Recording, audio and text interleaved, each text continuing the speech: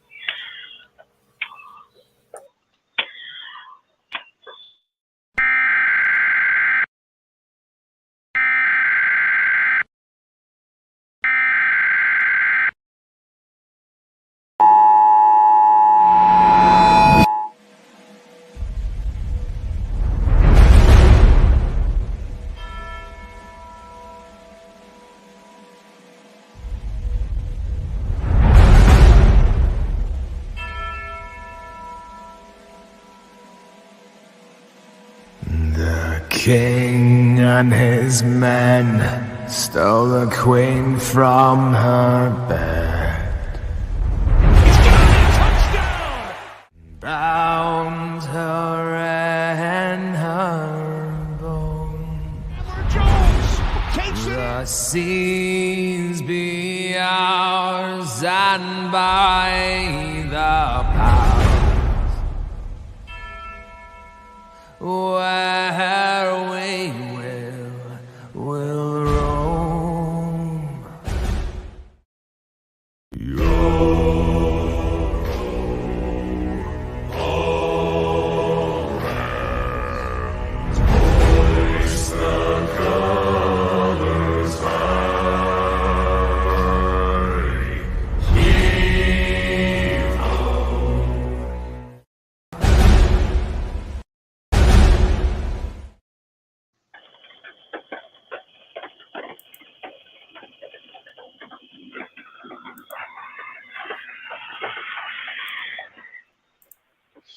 What is good, Raider Nation? Welcome back to yet another episode of Raiders Live News Talk. I'm joined by my friends Dustin, Sergio, Eric, and Ozzy. Say what's up, everybody. Good, everybody.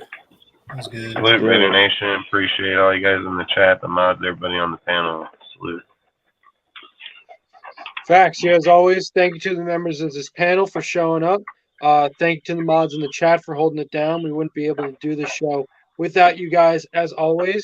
And last but certainly not least, thank you to our viewers for watching and commenting along with us as we begin this broadcast. We got another great one for you guys, as always. Just a quick reminder before we do get started, our YouTube chat bot, which is called the Nightbot, in just a couple short minutes, we'll be posting in the comments section various links related to us here at DSR. So if you guys wouldn't mind checking out all those various links when the Nightbot does post them, just to tap in with us on all those platforms, that would be greatly appreciated. And we do thank you guys in advance for that. Of all the links that it is going to be posting, because it's going to be posting a lot, one link in particular that we'd really like for you guys to keep an eye out for is the link that the Nightbot will be posting to our Discord server, the DSR Discord server.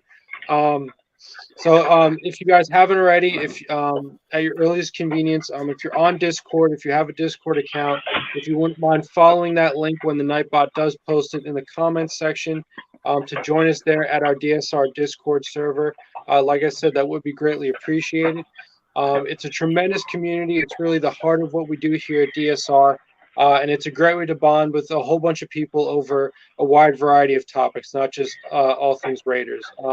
Because in that Discord, we obviously have a Raiders chat. We talk about all things Raiders, but we also have a general chat. We talk about life in general. We have fantasy leagues, both. We talk about the NFL at large. We have fantasy leagues, both NFL and NBA. Speaking of which, we're now starting up our NFL fantasy leagues.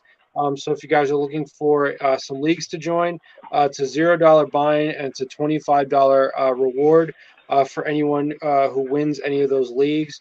So 0% risk, 100% of the benefit goes to you guys. So that's another great thing, a great way to bond and, compete with other people in a fun way, especially if you're looking for a fantasy league this season. We also have promotional events like free giveaways. We have free movie nights, which is a great way, especially on a weekend night, to all hop in the Discord and watch a great movie together. That's another great bonding experience. We have channels dedicated to Raiders content creators on platforms like YouTube, Instagram, and Twitter. And we even have channels dedicated to sports updates across various leagues. So you guys can have up-to-the-minute updates through various sports leagues. So like I said, we got a whole bunch of stuff going on in that Discord. It's a great community. We'd love to have you guys. So if you wouldn't mind keeping an eye out for the Nightbot to post the link to that Discord in the comments section. If you wouldn't mind checking out that link and following it to our Discord to join us there, to tap in with us in that great community. We do thank you in advance for that. And this Nightbot is going to be posting all of these links multiple times throughout the duration of this broadcast. So you guys will have multiple opportunities to check out all of these links. So like I said, we do thank you guys in advance for tapping in with us on all those platforms, especially the Discord server.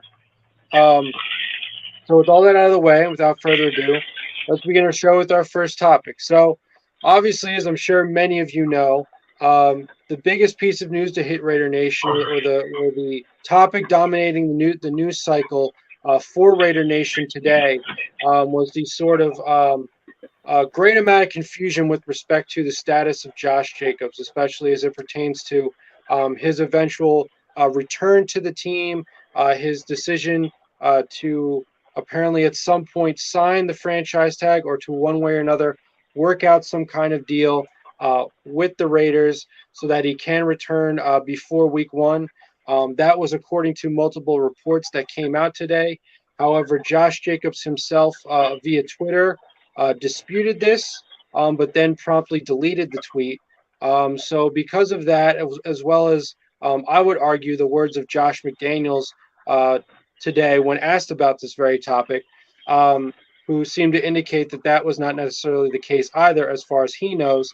Now there's obviously a whole bunch of back and forth right now, a whole bunch of confusion with respect to the status of Josh Jacobs, his feelings on the matter, and whether or not he will ultimately rejoin the Silver and Black. So why don't we just go around the panel and talk about our feelings on the subject, if we believe that Josh Jacobs will in fact join the Raiders again for the 2023 season, to say nothing of before week one.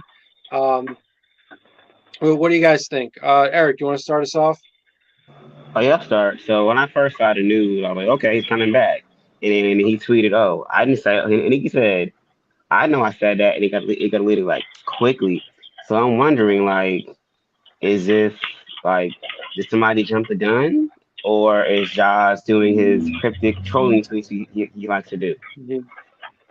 So I'm like, okay, I'm still up in the air about it. 'Cause, I mean, in the day, bro wants to get paid. Bro wants to be, on the field come week one. So I think he'll be there week one, because there's no way you go sit at home and miss out on paper, miss out on have another good season, and plus miss out on being a part of a even better offense that you played in the year before. So if he's there, he's there. Will he be there week one? I believe he will. I believe they will work this whole thing out. He'll get the little 1 year deal, and then at the end of the season, you want to give him the bag, give him the bag.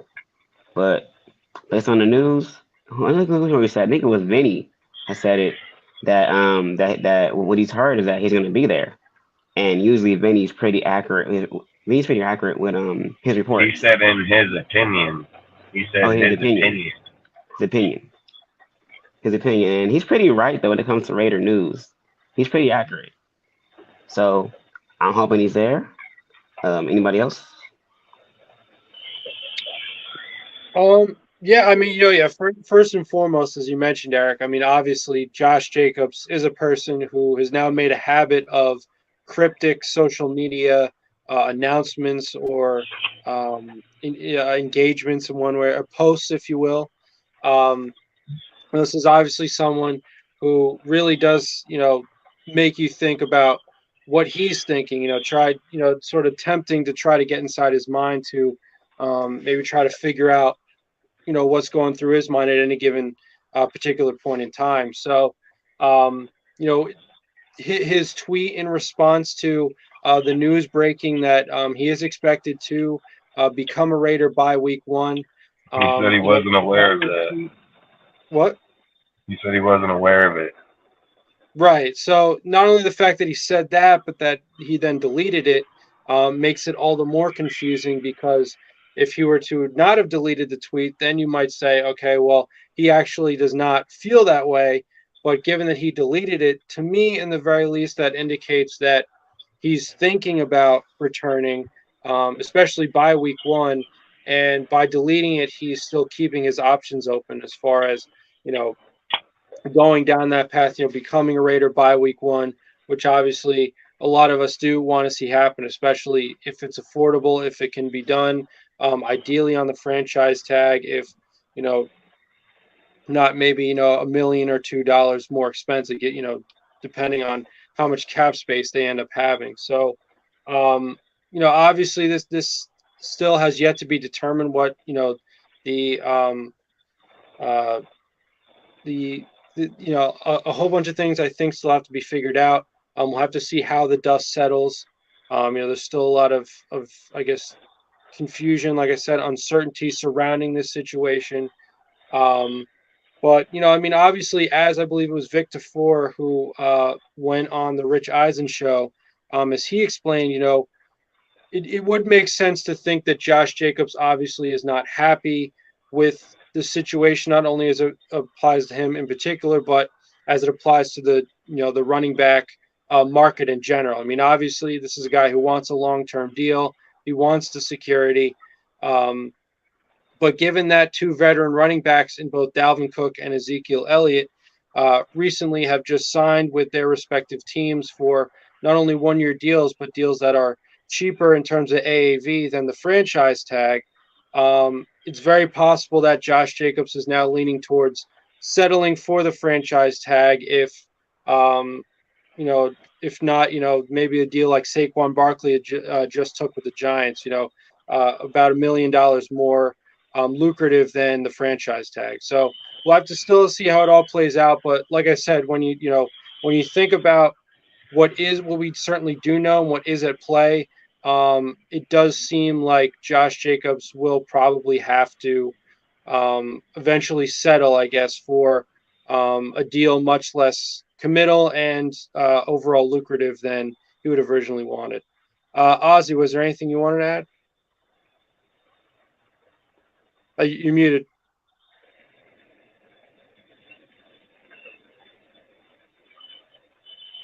My bad, sorry. No, you're good. I wanted to just add that, like, the only real beat writers I honestly listen to is Hondo and sometimes Beast Rider. That's about it. And the reason I say that is because Vincent's been wrong before. He was said certain shit about like Dan Waller and other players before, so I'm a bit like skeptical. And then like literally when I first heard about this Josh Jacobs shit, the first thing I did was go and surf the internet to find anything to like credible source to try and see if it was credible, like what was being said about JJ.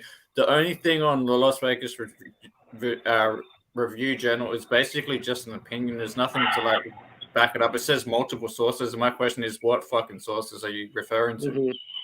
And then if you go moments later, because I was actually discussing this with Dustin. Moments later, Dustin sent me a tweet from Josh Jacobs' fucking thing saying, like, I don't remember saying that. You got it within the first 3 minutes. I mean, exactly. Josh said it himself. Yeah, exactly. So to me, it's just throwing shit at the wall. Just people talking. Yeah. So as far as, and if you go back to like Hondo's interview with Josh McDaniels, he literally asked him about Josh Jacobs, and he said there's been no change in that. And he said he'd like him to practice before he even played anyways. Like, yeah, it's exactly.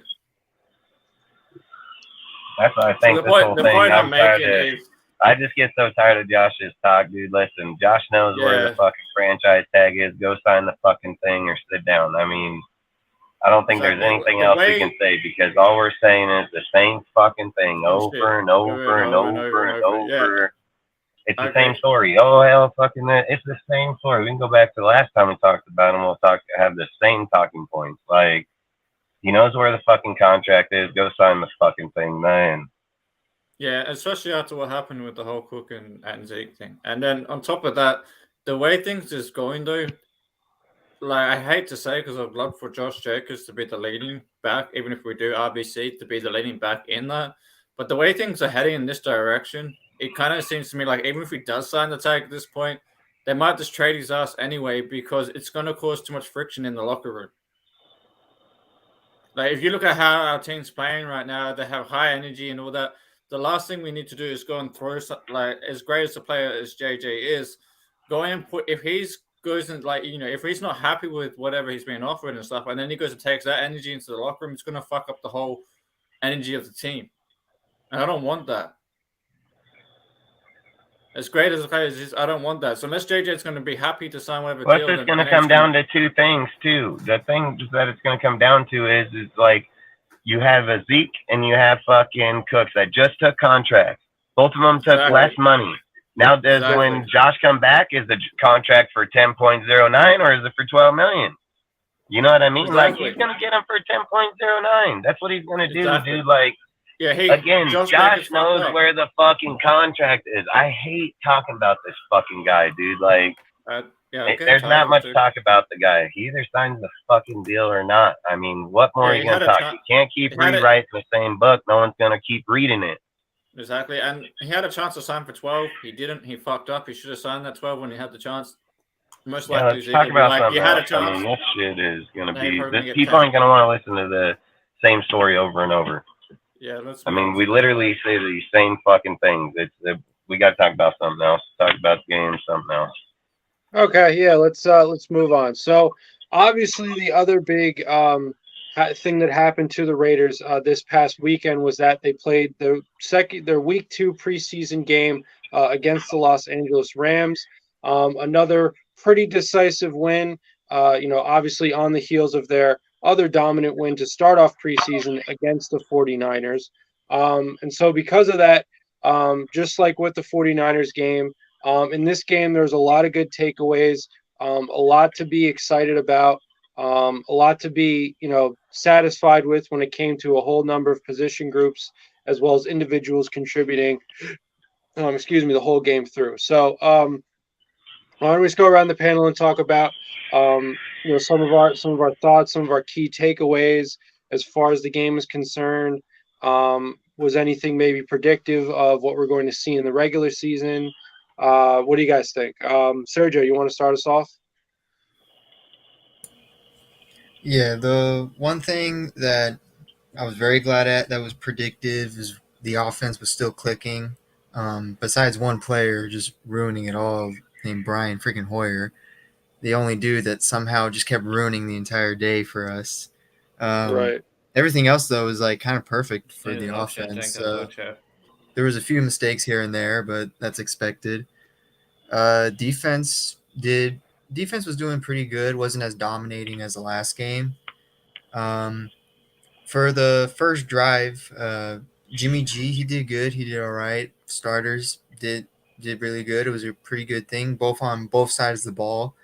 The 2s and the 3s, they did pretty good at battling. The O-line, I can say that the O-line was a lot more protective today than last game.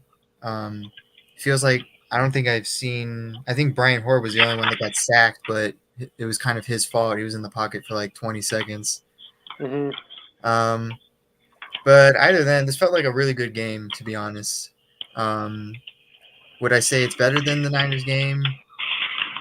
In my personal opinion, I kind of like it more than the Niners game, maybe because it just looks a little more competitive to me because the other team is actually throwing some shots at us compared to the Niners. Yeah, I'm just trying to say like in general overall because I don't know if anyone else has topics on certain players or certain position groups. Mm-hmm. I've got some other stuff, but I'll wait for you guys. Yeah, I mean, as you said, Sergio, I mean, lot to like, right? All across the board, contributors, throughout the team, offense, defense, special teams. Any way you look at it, did very well, pretty much anywhere you look, except for obviously the estimable Brian Hoyer. And so to that end, I would say that from Saturday's game, the one thing that worries me, and I hope that this fear of mine is will not be realized, and it will just be a fear that I obviously this just came about after just the second week of preseason, but given that obviously Jimmy G, who at least to start the year is probably going to be the starter, given that he started out the game, albeit it was just a drive or two, and then Brian Hoyer came in, and then Aiden O'Connell, I'm just hoping that is not the depth chart going into week 1. I think it should be pretty clear at this point that Aiden O'Connell should, in the absolute least, start off the season as QB2. He should be. What'd you say? Hold on. Well, I didn't hear that right. What'd you say? I think I said it should be pretty clear at this point that that O'Connell, sorry if I misspoke, that Aiden O'Connell should in the very least be QB2. He should be the backup. Dusty, Are you going to smiling. brag about how right Oh you yeah. are? Oh yeah. Okay. Well, Goddamn fucking right I am. Goddamn right I am. That's what this show's about. That's what knowing the team is about.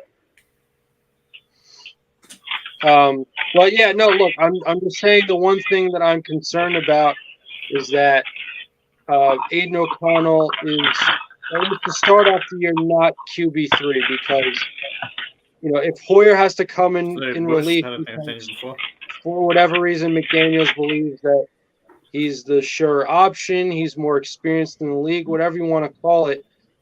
The quality of play that we saw from Hoyer on Saturday, really does not, especially compared to Aiden O'Connell's,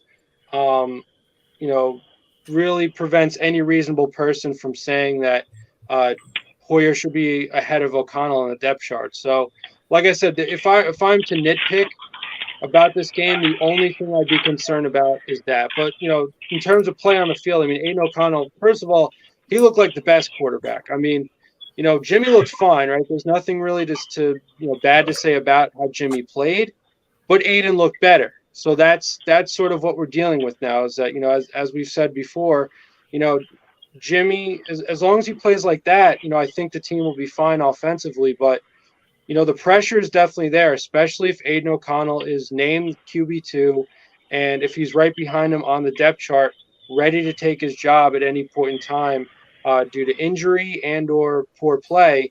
Like I said, the only thing standing in the way of that would be a decision to make Brian Hoyer QB2. So hopefully that doesn't happen. But like I said, hopefully that's just a fear of mine based on the order in which we saw the QBs play on Saturday. All right, I'll pick it back up. Yeah, go for it. Yeah, I'll just pick it back off a bit what you're saying. I'll go one step further with Hoyer. Give that dude a wheelchair and an oxygen tank and sit him on the sideline as an assistant coach and put fucking Chase Garbers as a quarterback 3 because I think we've all seen enough of Hoyer at this point. And if they bring him in there purely as a teaching role, make him a fucking assistant quarterback coach or some shit. He was probably teaching O'Connell what not to do during that game. Yeah, exactly. And then just like you can teach from the sideline, like a coach, right? So make him some kind of assistant quarterback coach, something like that, and keep him like if he's there for that reason, right? I'd rather, because the reason I say this is I want to see what we got in Chase as well. Not that he's going to start or nothing, but we need to see if Chase is a viable backup. Because the way I see it, Jimmy G isn't going to be here for more than 2 years, this year and next year. Then Jimmy's gone. Then Aiden O'Connell's going to be the starter, right? So we need to know who is going to back up Aiden O'Connell once he does become the starter. Is it going to be Chase Garbers or somebody else? And I would rather know this year because in 2024, we're probably going to have the deepest quarterback class we've seen in a decade.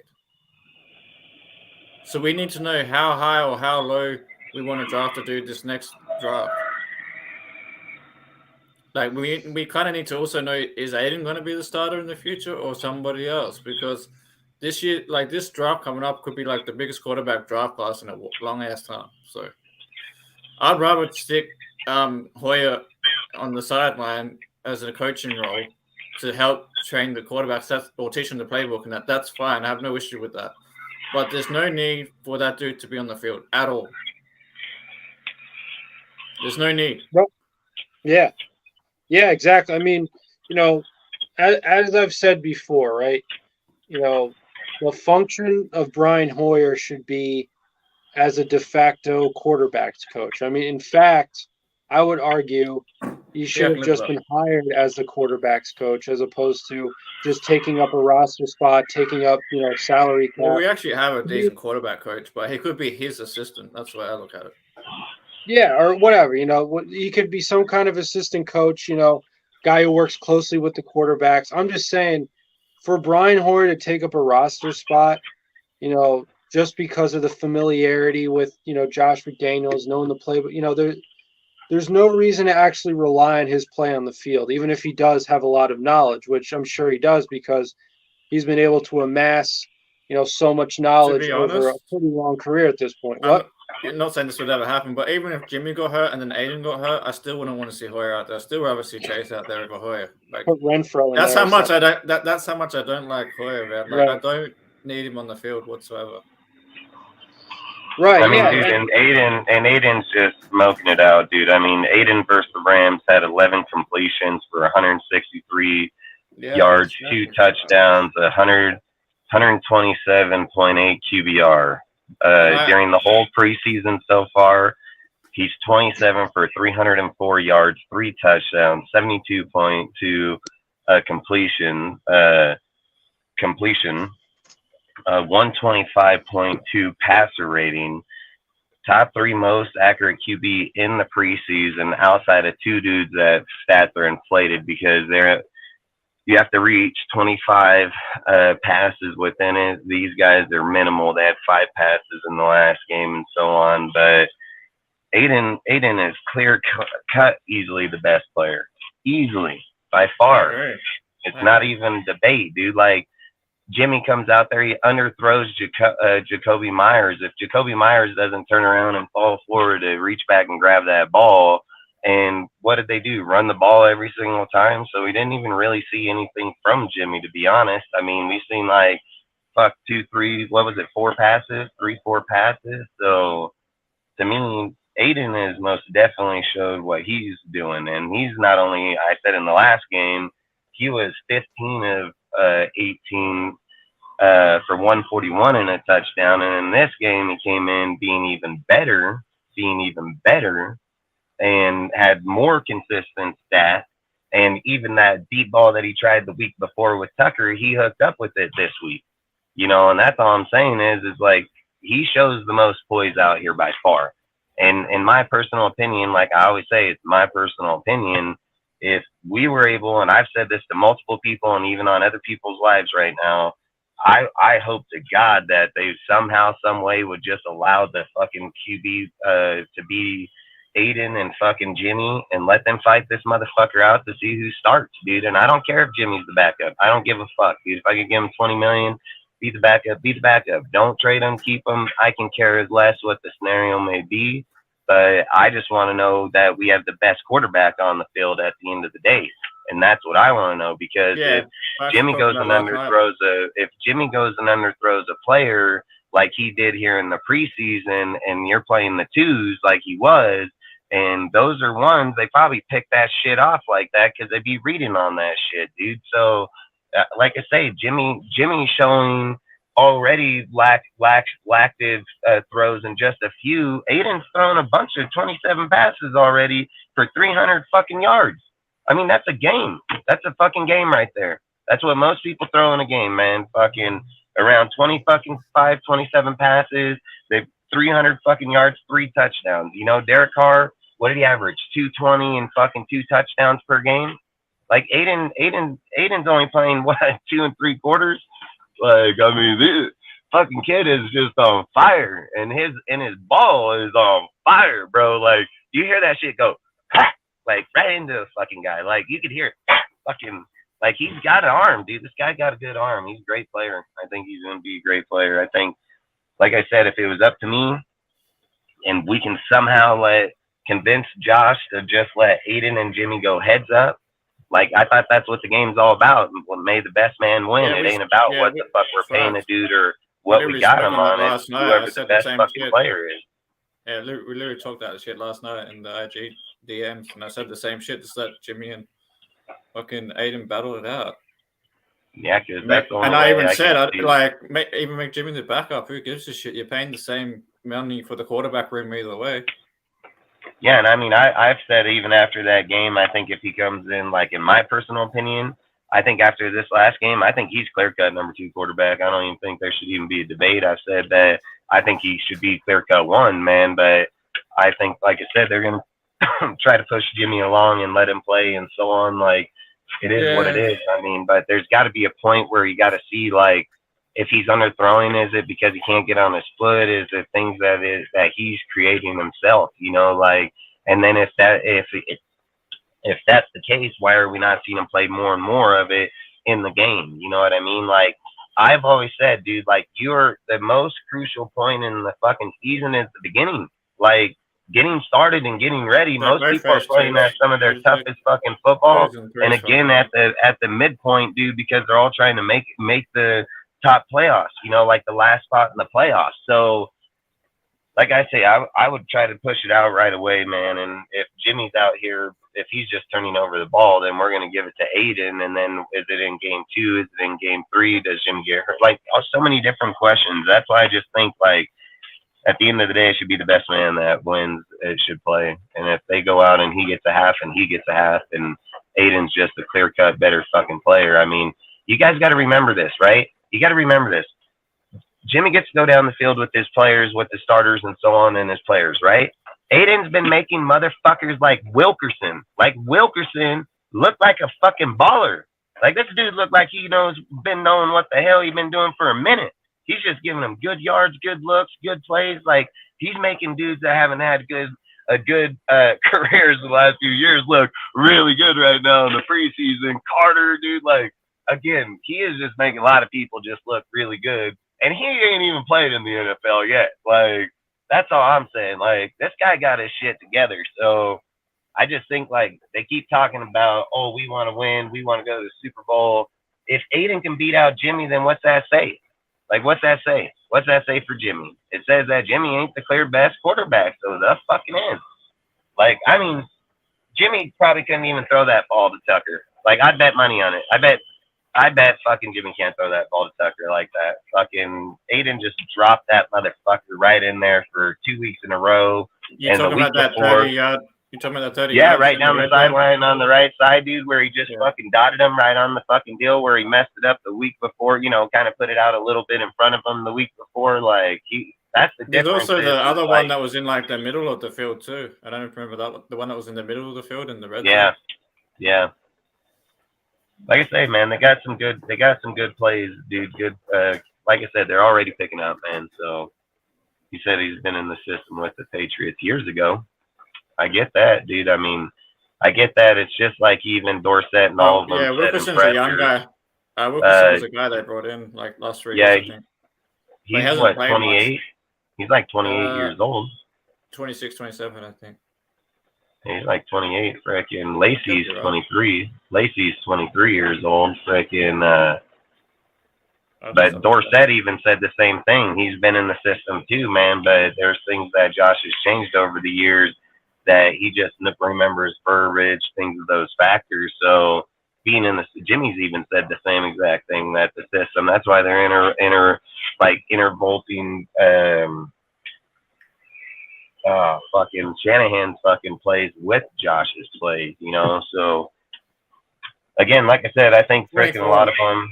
Wilkerson's 24, yeah, because he's still pretty young. He's 24. Is he 24? Yeah, 24. Yeah, he's only played only 1 year last year with like being in the offense with the Pats. I mean, in my opinion, I think Wilkerson kind of. Oh, he is 24. I think he's winning like a spot at least. Like, you're probably in thinking the practice Dorsett's like. No, I had the name right. Yeah, it is. Because if you ask me, like because I know the big talk between the receivers is like Keelan Cole and Wilkerson. I would pick Wilkerson over Keelan Cole, considering that Wilkerson in the past 2 games he's got targeted 17 times. That's the most out of all the wide receivers. So clearly, Wilkerson is like the favorite target out of all. And doing the best of it too, and doing the best with it too. Yeah, not just that, he's younger. He's got a higher ceiling. And he's definitely going to be a guy that's going to be open because you're going to have to deal with Devontae Adams, obviously. You're going to have to deal with Jacoby Myers and Hunter Renfrow. Cam Sims, though. Well, yeah, I mean, that could be another guy to be open as well, but but Wilkerson's been the one showing up. Cam's ain't even showed up at all. He had the touchdown, remember? He had the touchdown in the end zone. Well, I get that, dude, but one play, I don't think you can sit and give him just one play over everybody, him playing all those plays. You know what I mean? I've watched Wilkerson over the last 2 games be the most highlighted receiver, catching, getting spotted out there. That's all I'm saying. Sims goes and gets his touchdown one or not. I mean, that's good on him, man. But I'm still gonna give Wilkerson because that dude's been all over the place in my opinion. That's just how I feel, because I just feel like we're going to give one guy one pass and then credit him over everything the other guy. I can't do that. I can't do that. Because Wilkerson, dude, I mean, every time that Aiden's even looked his way, damn near just dots him. Fucking picks him up, you know. And if they get down there to the end zone or, you know, wherever it may have been when he got it, I don't know. I mean, but again, if he went like 80 yards or something, okay, it'd be one thing. But if we're going off the plays and then he gets 10-yard play for touchdown, I mean, I like Sims just because he can be dual player, but I still think Wilkerson's been the productive player here in the preseason by a mile, you know, by a mile. If I can give another receiver his flowers, DeAndre Carter definitely showed his speed capabilities. Like, with everyone's fear of like Trey Tucker's development, at least we have someone like Carter who's basically just an older Trey Tucker. Especially when it comes to the special teams, he had 2 returns. One was a kick, one was a punt, and they were both over 30 yards. One of them would have probably been a walk-off touchdown if the ref didn't say step on the sideline. Yeah, if the ref didn't say he stepped out of bounds, that would have been a touchdown. So DeAndre Carter clearly showed his capabilities as a special teamer, and even when he wasn't really targeted that much on the field, but if you look at like the film or even the highlights, you can see the dude is like wide open in the field. The reason he just wasn't targeted is just because Brian Hoyer was just on the freaking field. But I bet he would have got the ball thrown at him if Aiden O'Connell was out there. I'm sorry, Eric. Yeah. I don't like Brian Hoyer being out there. Like, the amount of times I saw that. I understand. I don't think Hoyer's gonna be out there. I understand because my dad went to the game. He told me that the energy was just angry when he got in. But when Aiden got in, people were cheering. They were going happy. It's like the equivalent of like you know, the cute girl and then her friend ugly. You know, the ugly friend walked in, and you're like I said, Hoyer needs an oxygen tank, a wheelchair, and a clipboard. Yes, simple. Like what is it? Big Corey, this Raider guy on Twitter. He had called him, was it Bruce Willis? Low budget Bruce Willis. Like, the energy you could tell from even on Raider Twitter, they saying, get him off my team. Put in Aiden. Why isn't Aiden starting? Man, you don't know. Like, in every single social media platform, all I see is put Super Trooper in there. That's all I see. Yes. Put in Brett Favre. Put him in. I mean, I think at the end of the day, they want to see. I think they want to see like where Hoyer is. But I've said that. Where is he at? On the sidelines, Dusty. You're on the sideline. Aiden's smoking him, man. Aiden's smoking him, bro. Clearly, it's clear. Yeah. I like it what 24 said. It's like the SpongeBob and Squidward clip where like SpongeBob's out there, everyone's throwing flowers. The moment Squidward goes out there, everyone's just booing, throwing tomatoes. Yes, and Ozzy, that's what you're saying. So like I'm saying about the quarterback situation. So yes, Aiden's gonna be our guy because if we were to have a quarterback next year, it's not Bo Nix, number one. That's not happening. But it'll be somebody in that range, but I can't see us sucking that. I see linebacker corner, and I see him going linebacker corner, then quarterback. Yeah, I can't see us sucking that bad to where we picking top 10 again, dude. I can see that happening. What I can see us is 15 to 20, and then we can trade into like a top 10 for a linebacker because there's a linebacker I'm looking at, but I'm not going to say who yet. Okay, yeah, I'm cool. I'm cool with that. I can test to that, but I feel like linebacker's our weakest point right now, and then maybe corner. Yeah. We need it because Peters is getting. Even if Peters balls out this year, he's getting old, so we need a replacement or something. Yeah, there's one more because we got Hobbs, we got Jacorian. We just need one more guy. Yeah, one more corner. So I say get a corner in the second round, a linebacker in the first, like a true Mike linebacker in the first round, like a true leader on the linebackers. There's a whole lot. Linebacker. There's a whole lot coming out this year. A whole lot. I'll just say I'm a little Clemson bias and leave it at that. Hey, Clemson's good. A lot of players from cornerbacks, and linebackers. All over. There's a guy I'm looking at on my team. Well, it's actually 2 of them. We've got 2 good linebackers on Clemson this year. Yeah. See, I that's think kind of all Aiden's gonna around. be just fine. Lunatic, you wild, man. But Aiden's the guy. Aiden's the guy, bro. Simple as that. Aiden's the guy, and there's no debating. We're not taking for Caleb. We're not taking for Drake May. Nah. Brett Favre is the guy.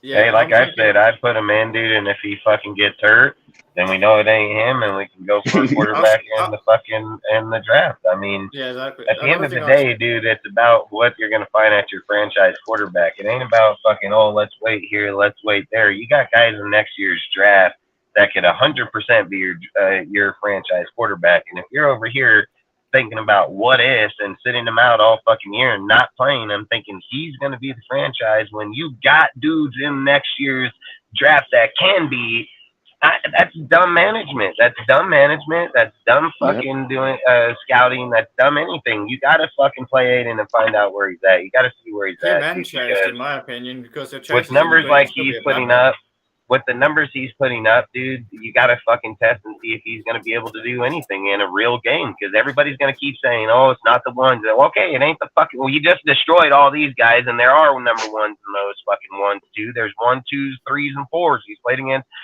pretty much some of everybody, you know, but yeah, I get it. He has not played against all ones, but fuck, the way this guy's throwing it, I literally sat there in the Discord, I literally tell people like, hey, Aiden's favorite type of throws are these type where he's gonna have 4 fucking dudes closing in on one and then just fucking dock the dude right in there. What's he doing that Rams game? Right down the fucking middle, right on him, dude, right down by the end zone, dude. 4 dudes closing in on him and just dots this dude. Like, this guy got poised like a motherfucker, dude. I mean, I don't give a shit what anybody's saying. I've been saying it from the fucking day we got him, before we even got him.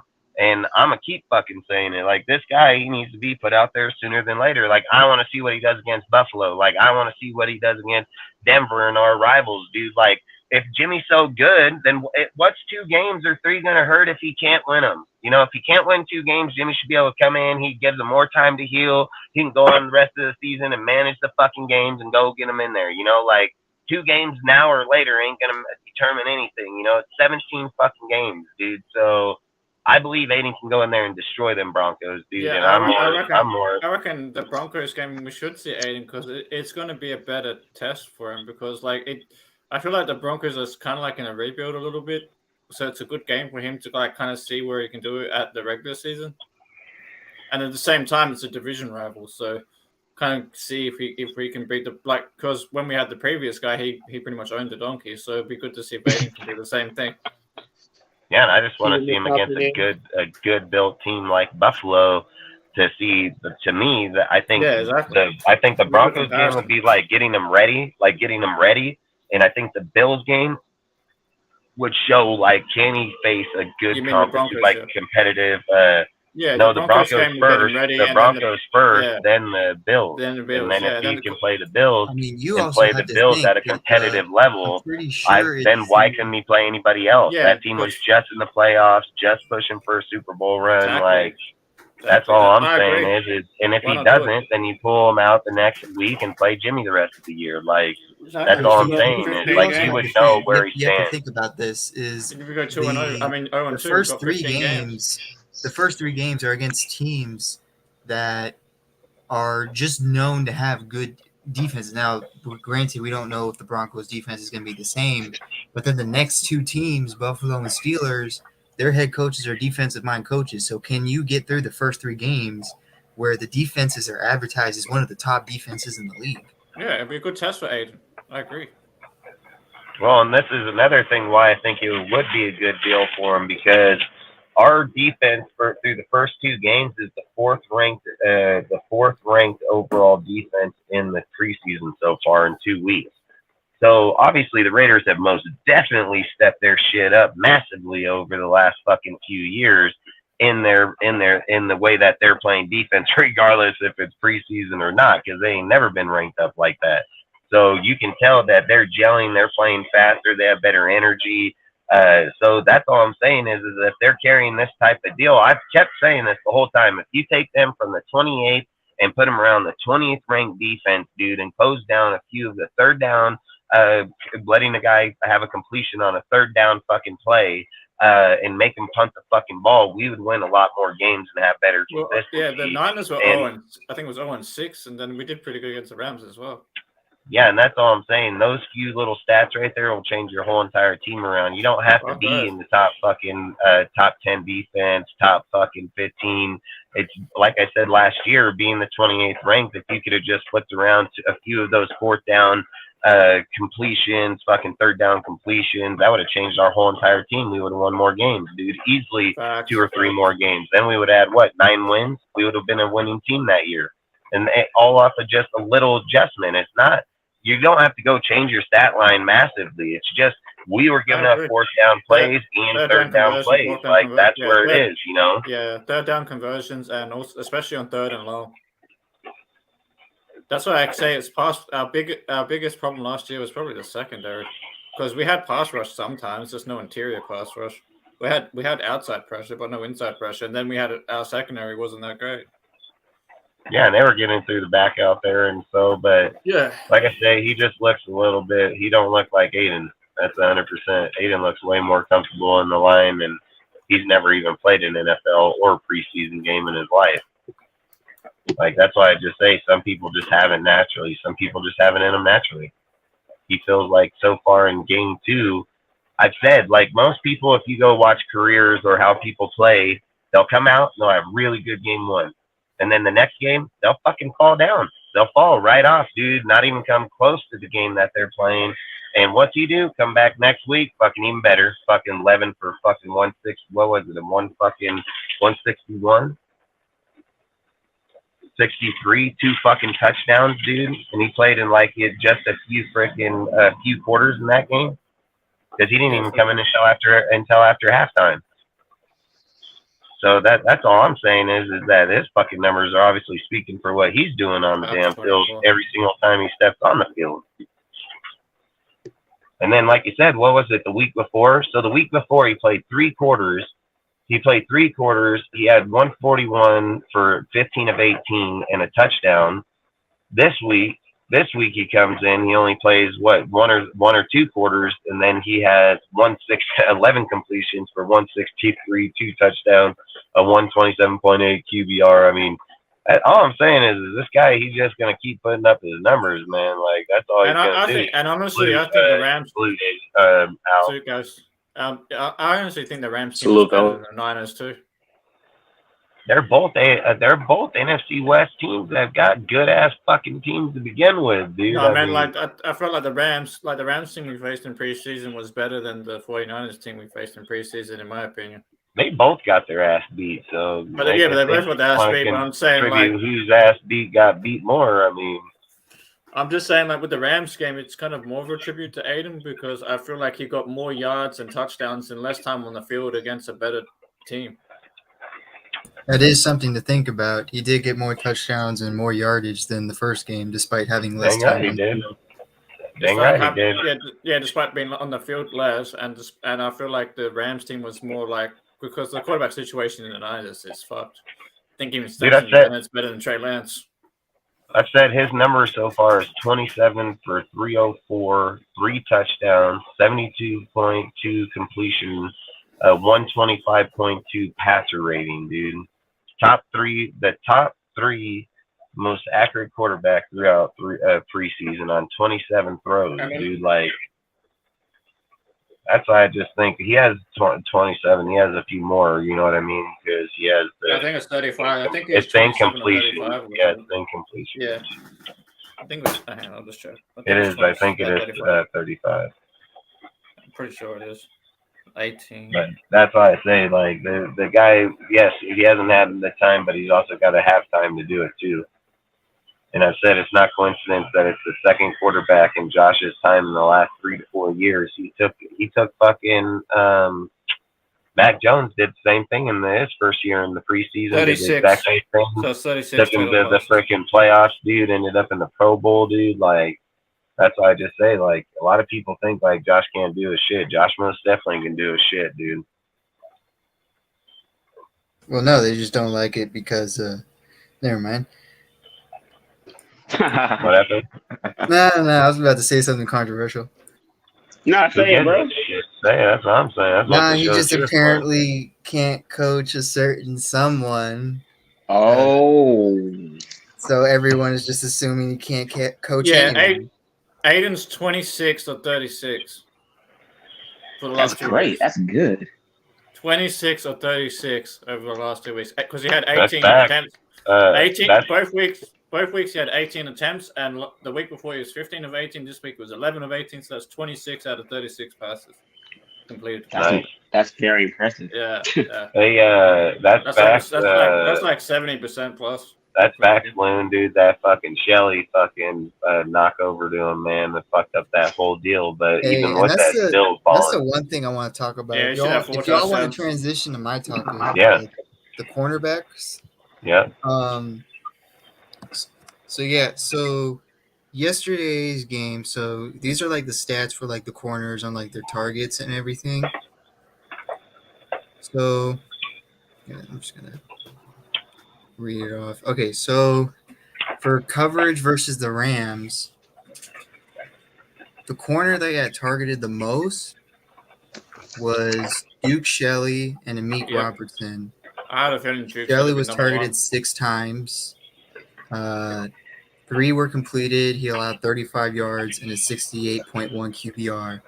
Amik was targeted 5 times. He allowed 3.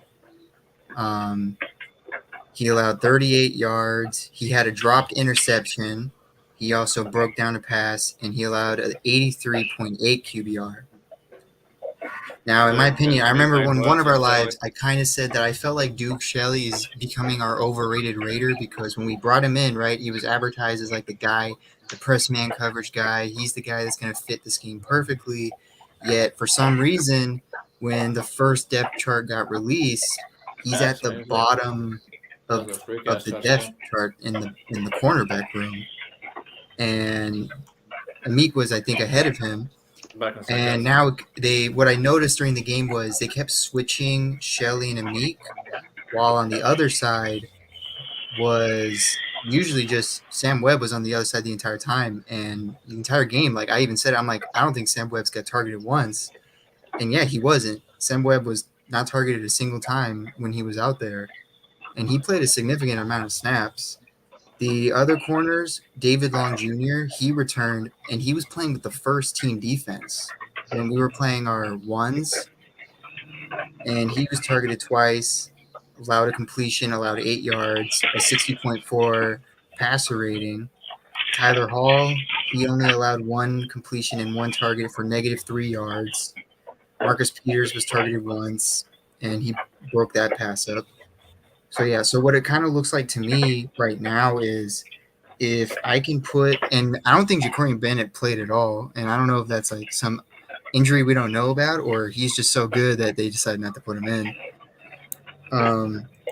From what it looks like to me right now is like from what the cornerback room looks like right now, it looks like, in my opinion, Shelley and Robertson are kind of losing right now, and it's kind of – between those guys battling out because the other cornerbacks are kind of just still going up. Like they're still like their stock is still going up. Their performance is still going up. With me personally, I just don't like what I'm seeing out of Robertson and Shelley that much. I kind of disagree in Robertson a bit. I agree with Shelley, but I just disagree in Robertson a little bit because I mean I feel like if he didn't miss that pick, it makes we're having a whole different conversation. I still feel like Amik's around the ball a lot, so I still feel like he's going to be the nickelback too, behind Hobbs. But even then, the reason why I'm saying it is because, like I said, Sam Webb wasn't targeted at all. This is when they only ran 2 corners. They didn't have a nickel in there. And but I feel like that's because of Amik's height. So that they tend to try short corners more than they tall. While they were having that, while Sam Webb was out there, the quarterback, they were just targeting either Robertson or Shelley. That's why they're regardless of the reason of them targeting them, they see a weakness and did target them and over and over and over. And that's why I say they knew if they challenged Webb that they're probably going to get a pick, knockdown thing for them. They know if they just put the ball above Amik, then that they're going to probably win that battle more times than not. I mean, at the end of the day, I've said this a bunch of times. If you go to last year, Amik had 2 big plays in the whole season. That's it.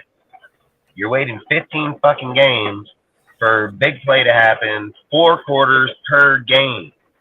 That's not the kind of shit you need to be waiting on. You need guys that are making up plays every fucking week, all week long, that are showing up week in and week out. If we're just anticipating a guy made 2-3 good plays throughout the whole entire season, and that's what we're banking on, I mean, that's waste to me. I think we're just wasting at that point because you have dudes that, like I said, again, you have younger dudes like Webb that can come out here, develop, have a bigger body, bigger statue, he has better value on the field as a cornerback than Amik Robinson does. I mean, at all honesty, I'm not looking for players to get injured and then a player to be backup. I'm looking for starting players to begin with. Like, if you get starting players, they're hardly ever going to come out of the game to even begin with, you know? So I think Amik has played good ball in certain points, but I've said this 100 times that I feel if Amik wants to stay on the team, in my opinion, as value, he needs to go to the safety position and try to do it there because at the end of the day, you got to have big corners, man, that are going to compete against good players. What if we go to the Super Bowl and we got Amik over here as our fucking backup or third corner, and he's facing a 6'2", 6'4", and that's the guy we're going to depend on winning our Super Bowl on, right? Like, I'm not down for that, dude. At a point in the day, size matters. Yo, Dustin. Yeah, no, I agree, dude. I agree with that. But did you guys have a chance to listen to Hondo Carpenter's podcast today on YouTube? He has a YouTube channel. He puts like a daily podcast on. Point being, he made his 53-man roster projection. He actually has Amik Robertson making it. No, I mean, he doesn't run the team, so I can realize. Like I said, I mean, at the end of the day, if he makes team, I don't really give a shit. I just don't think it's a valued player in there when we can have somebody better. So if he makes team, he makes team. I really don't care if he's the 5th, 6th player. Great. Yeah, I think if Amik makes the team, it's going to be around the 5th player because you'd have to have Marcus Peters, Shakur. I'm just going to say I don't think he makes it. I'm just going to make that clear. I don't think he makes it. I think Webb can make it as the 4th guy and then Meek, something like that. Because you need like your outside, like Webb would be outside, Meek would be slot, backup slot. Yeah, one thing that is for certain is I'm probably going to start saying this positively. I don't think Shelley's going to make it. Yeah, I don't think so either. I think Amik's beating out Shelley at this point because I think the competition is really between Shelley and Amik. Because you can't keep too many short corners on the team. Yeah, So it's basically who's the better. Yeah, but Amik is a slot corner and Shelley's an outside corner. They're 2 different players on the field. Yeah, I get what you're saying, but that matters. That matters. It does. That matters 100%. You also have to think of Tyler Hall, though, too. Tyler Hall's a slot corner. Shelley said out of his own mouth, right when we brought him here, Yeah, he doesn't want to play slot. did the interview, he said, I do not play inside corner at all. He said, if you want to see worst ball play, just put me at the in slot corner. Says he does not play in the slot, man. So if you're sitting there valuing a person's position and height, you have to value the position where it's at to begin with. Well, that's even worse then. Say the height player is where the player is. He plays outside, he plays inside. They're 2 different transparent players. To me, that's worse then because I'd rather having a short guy on the outside is even worse in my opinion. I've said the whole time. I've said it in the first deal that we've done. I didn't want Shelley on the team, nor did I think he was going to be on the team.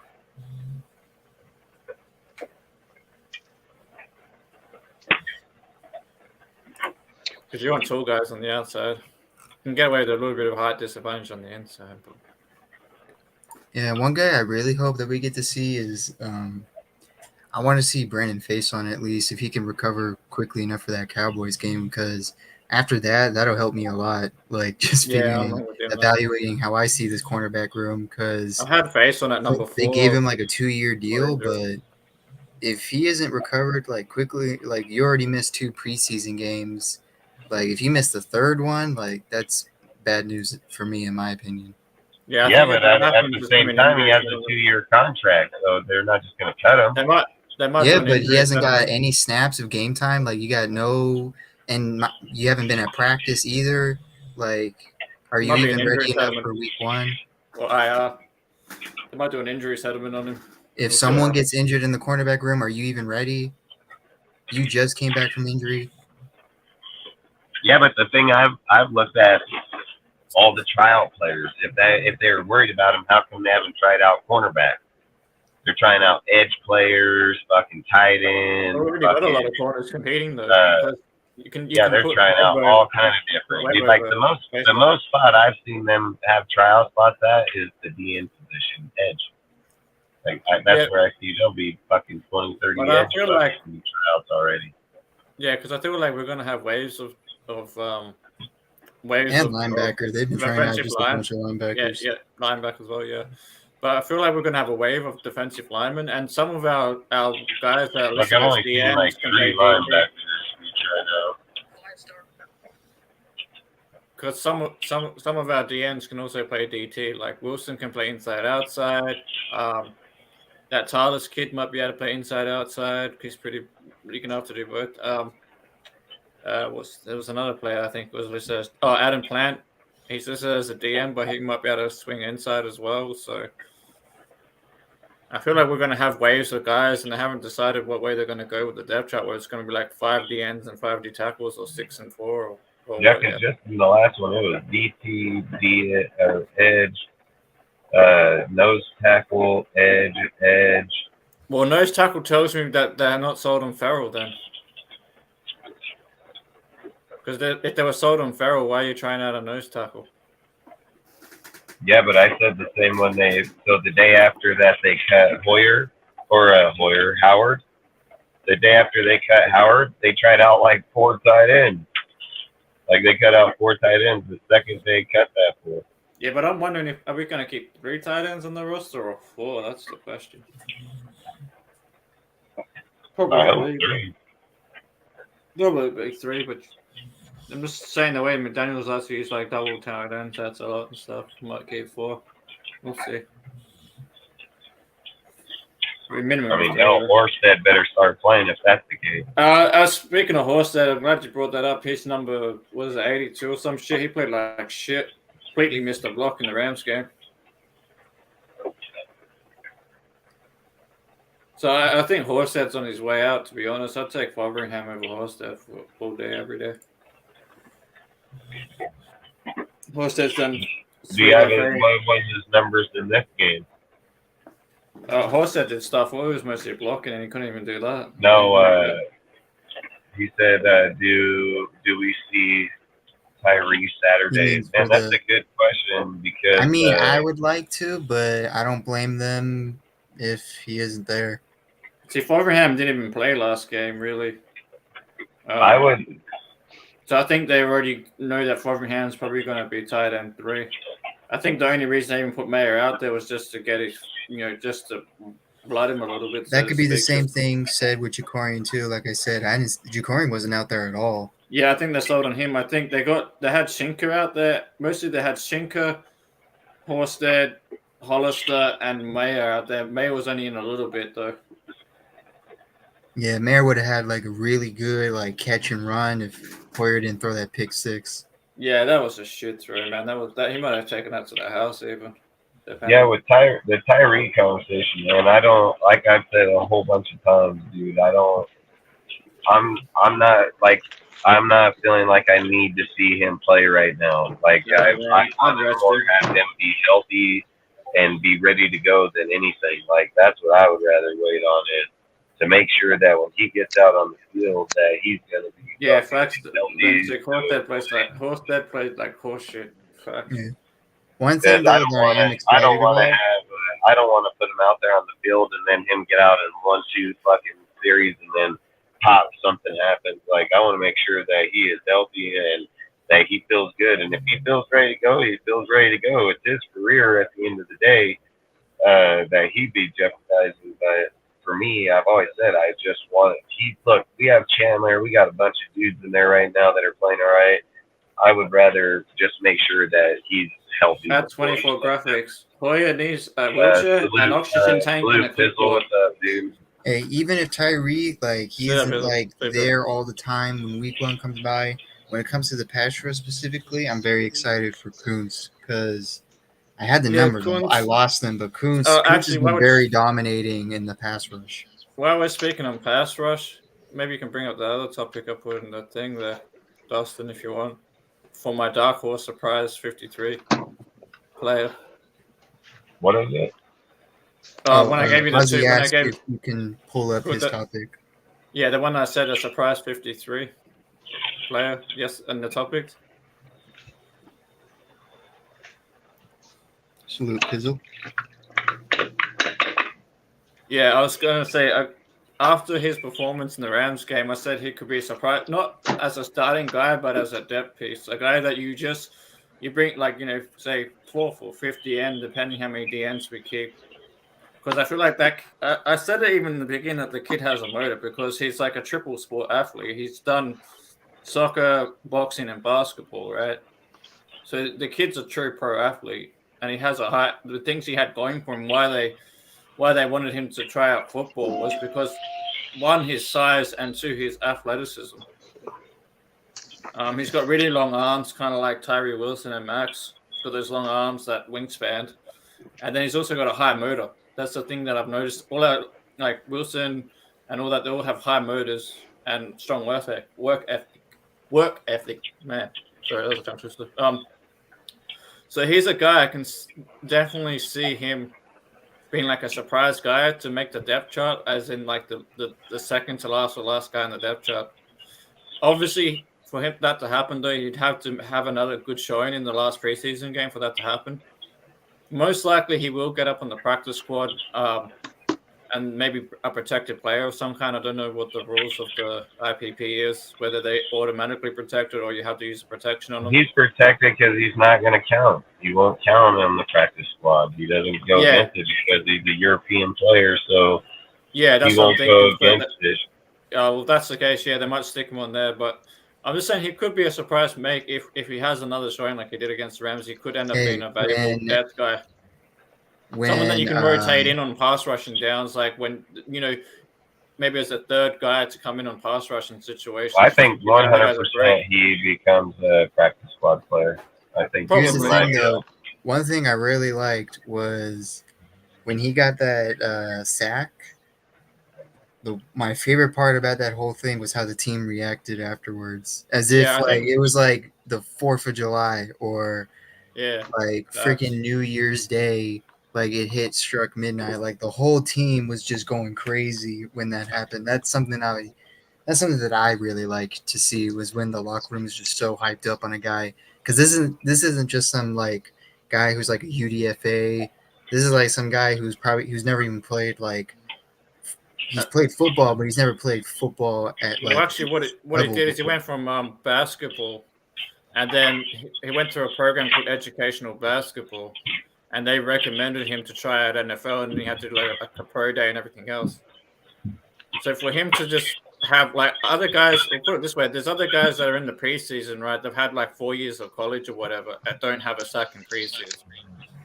The thing is, this guy's a very, very quick learner, and like I said, he's a true pro athlete.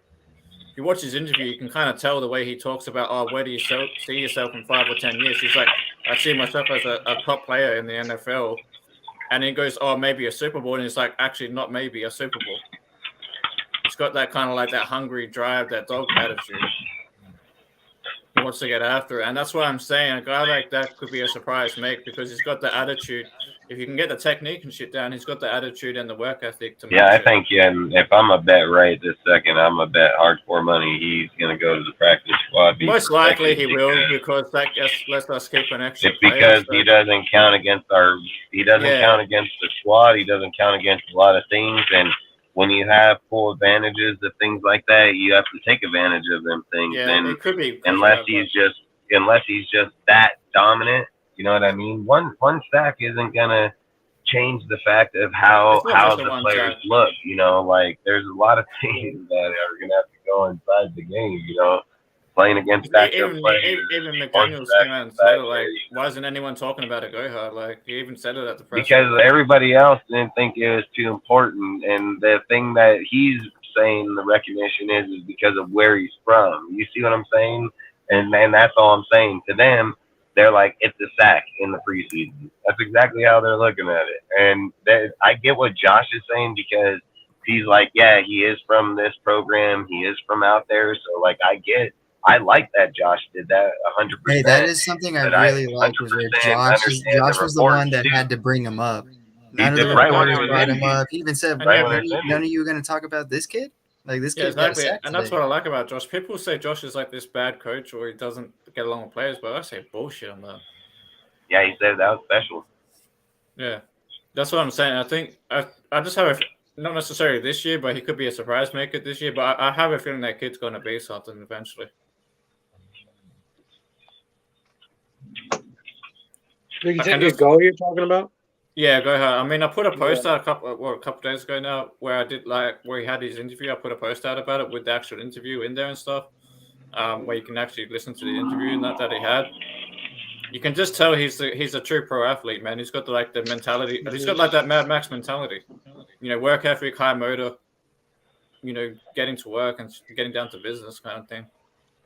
I mean, if he could combine, Ozzy, if he could combine his drive, his dedication, his mindset, and his raw talent with, studying the game of football, he could become a starter. Yeah, that's what I'm saying. He's got everything else but technique. Because technique is something you got to coach. Because you got to think about it this way: this guy hasn't had the advantage. Yeah, it's very raw. He hasn't had the advantage of some guys having like college coaches and whatnot. And that's why I'm saying he's been very underrated in that sense that he can just come in with less 4 years, at least a minimum 4 years less experience, and not even including high school or Pee Wee, and just come in and look as good as he did.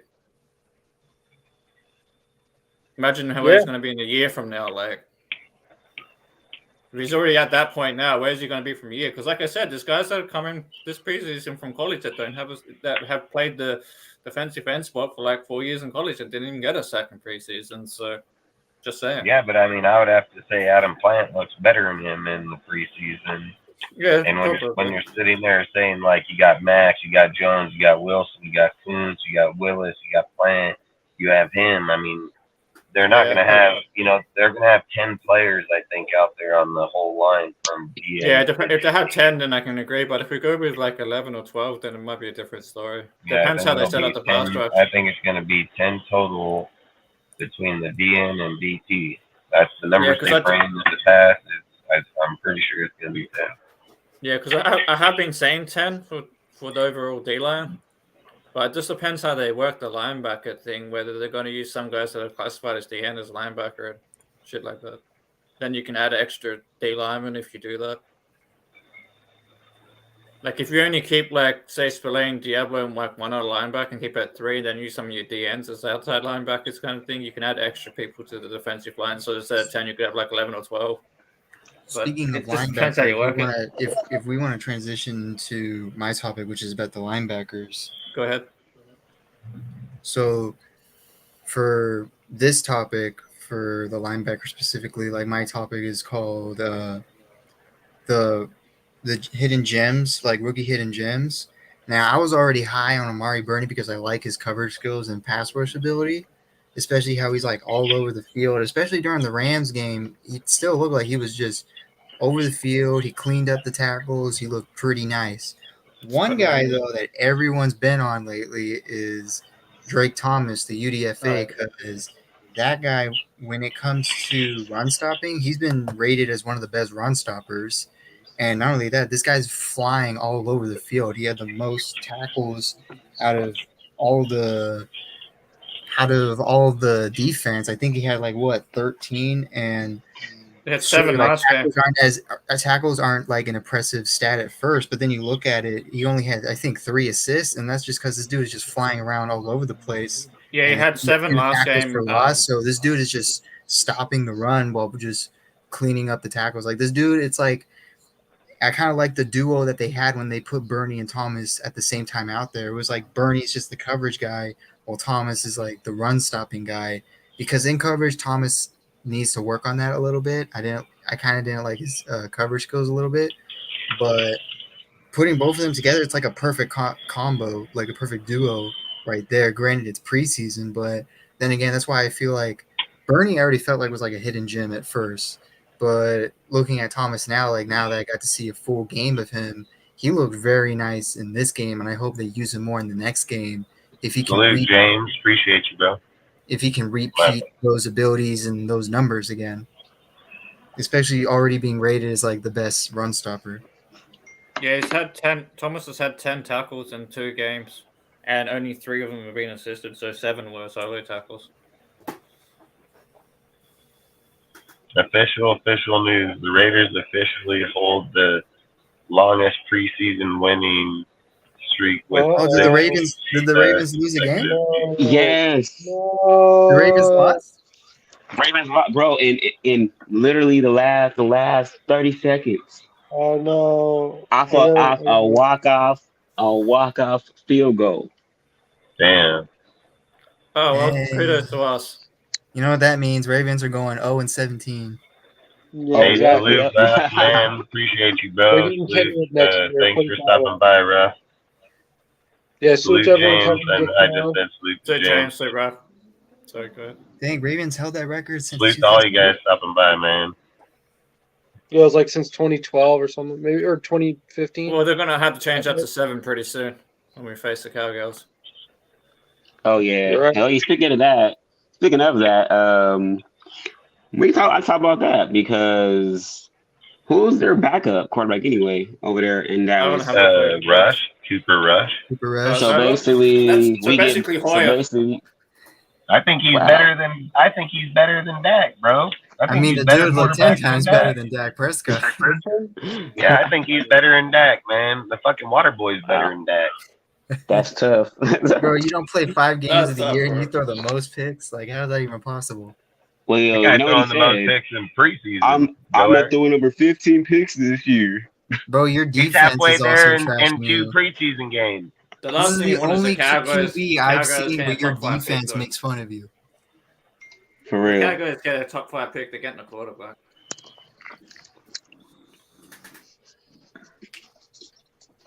But yeah, Yes, that's one. I can't wait for that game though. I want to see Deuce Vaughn try to run on our D line. That ain't happening. That ain't happening. I expect Jade Severa to have another good game against the Cowgirls.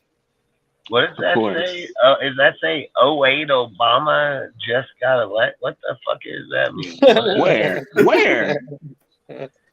Oh, I think Right he here, means he 2008 says is Obey when Obama just got elected, and then I he think says he you can means- check, but I seen someone talking about 2 weeks. Wait, hold on. Wait, what What are you? the hell are we even talking about? See, What are you talking about, Bizzle?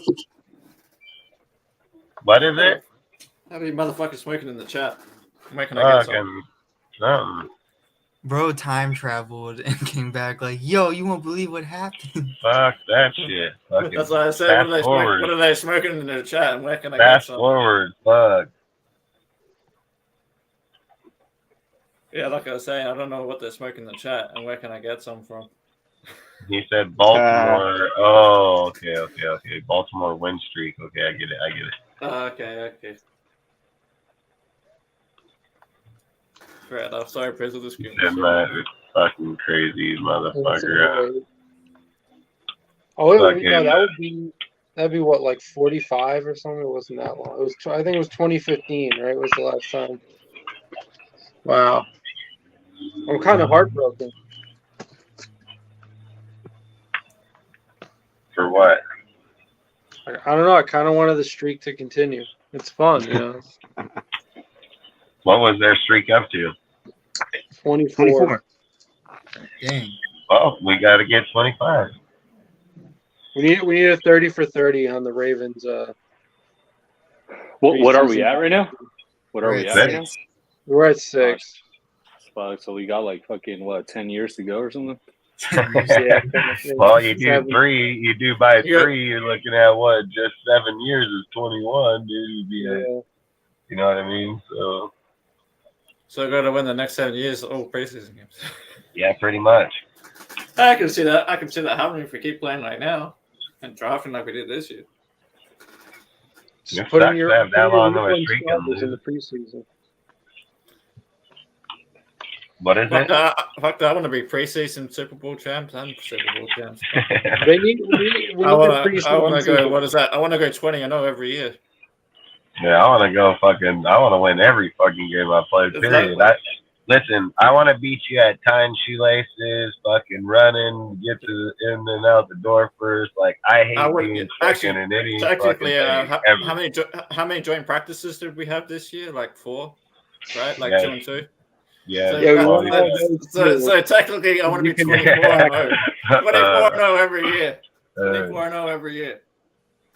No, but I will give them that. Having those joint practices seems like our team has gotten together a lot. Yeah, I agree. I really like, like those joint practices. Yeah, Yeah, joint you practice know, is very good. yeah, and it's rare that you mostly see one. We just had 2.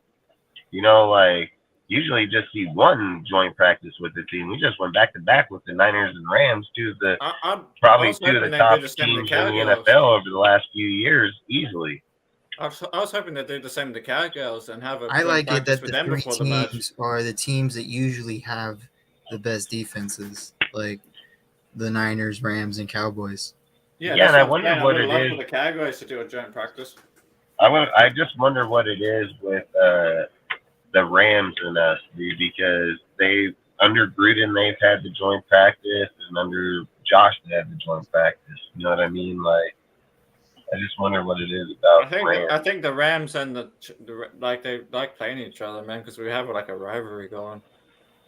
I think it's 2 things. One is like they're not in the same conference, right? They're in the NFC, and then they're also locally, pretty local, like LA to Vegas. Yeah. It's a pretty quick trip. Yeah, it's San Francisco, the Bay, and then LA. Yeah, but I still think there's a rivalry because every time we do joint practice and shit with the Rams, we end up in a punch up with them. Yeah, but that's Aaron Donald versus like ever. Remember it was the Bengals? He was like swinging people's helmets. Bro, Aaron Donald tried to kill someone that day. Yeah, Aaron Donald tries to kill somebody in joint practices every year. Was that the?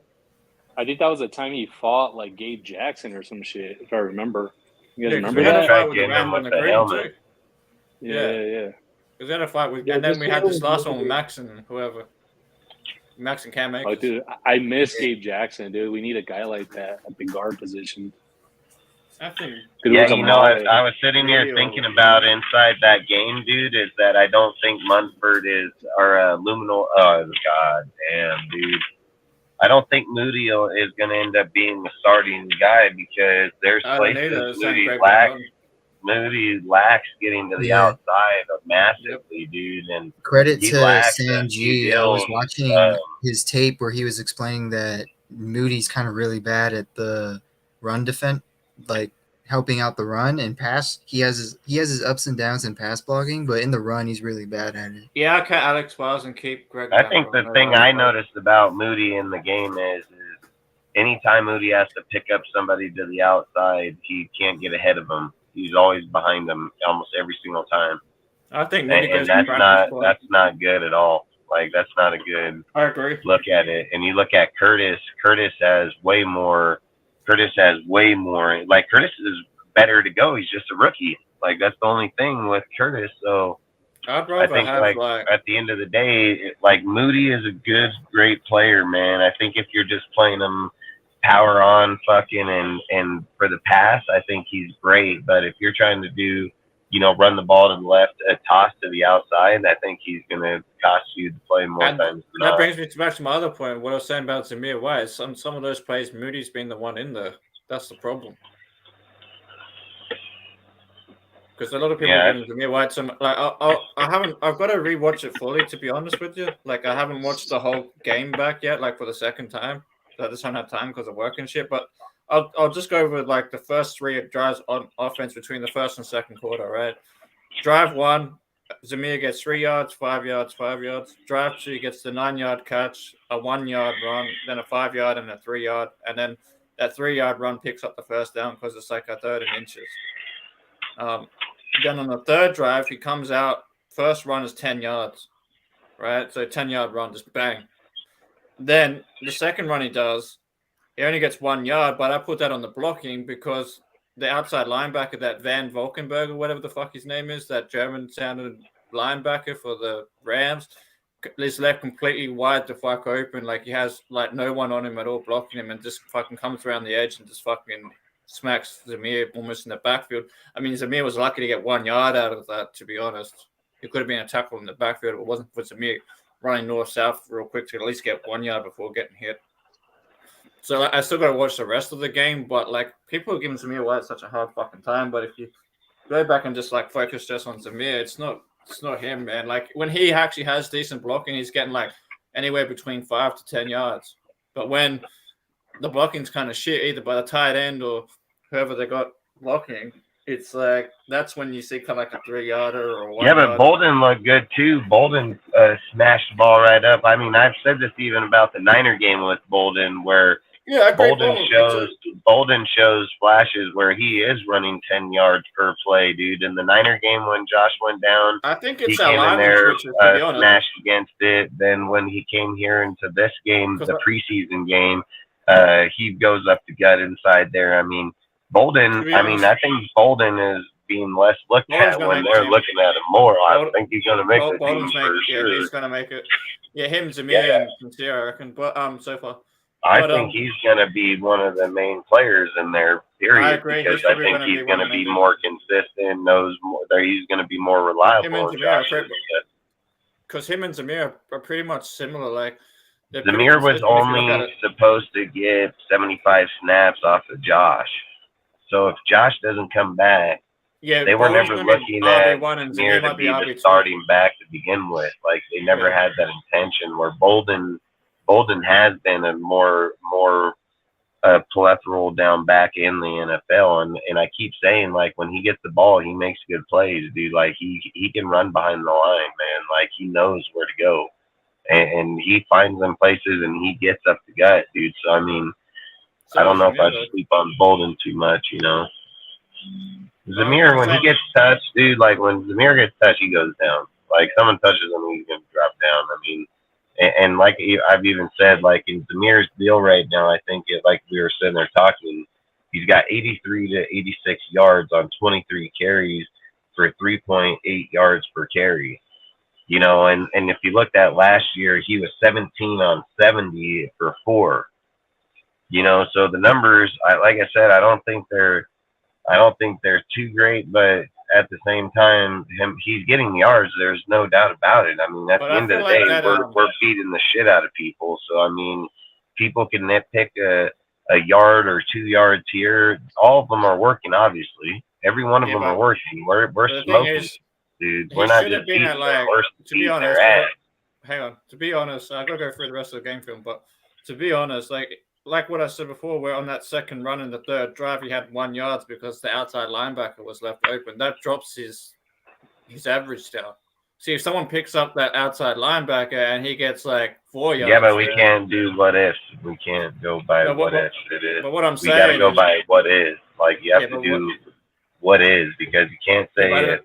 But the point is that dude. Yeah, the point is at the end of the day, you can't alter what was already been done. So then you start doing hypotheticals, and then you start doing things that never happened.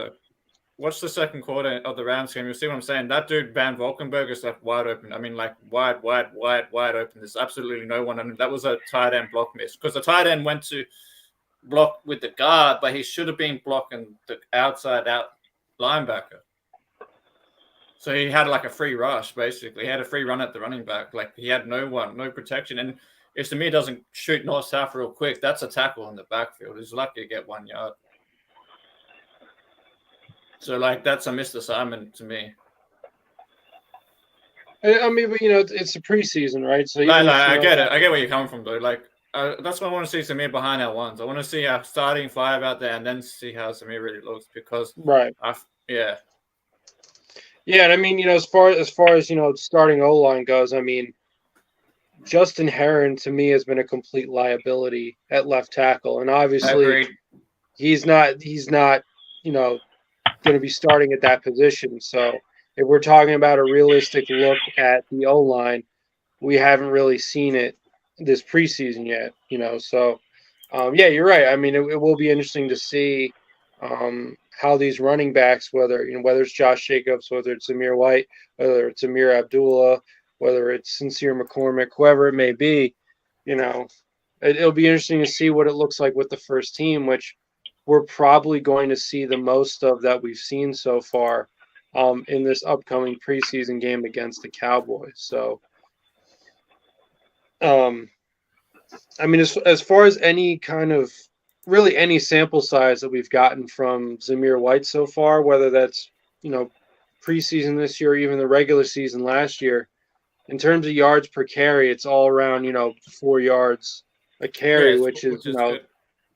right. It's not great. I mean, ideally, if you're talking about a bell cow, you want it closer to 5, but But we don't need a bell cow in an RBC. That's the point. Like 4 yards times 240 is 1,000, pretty much.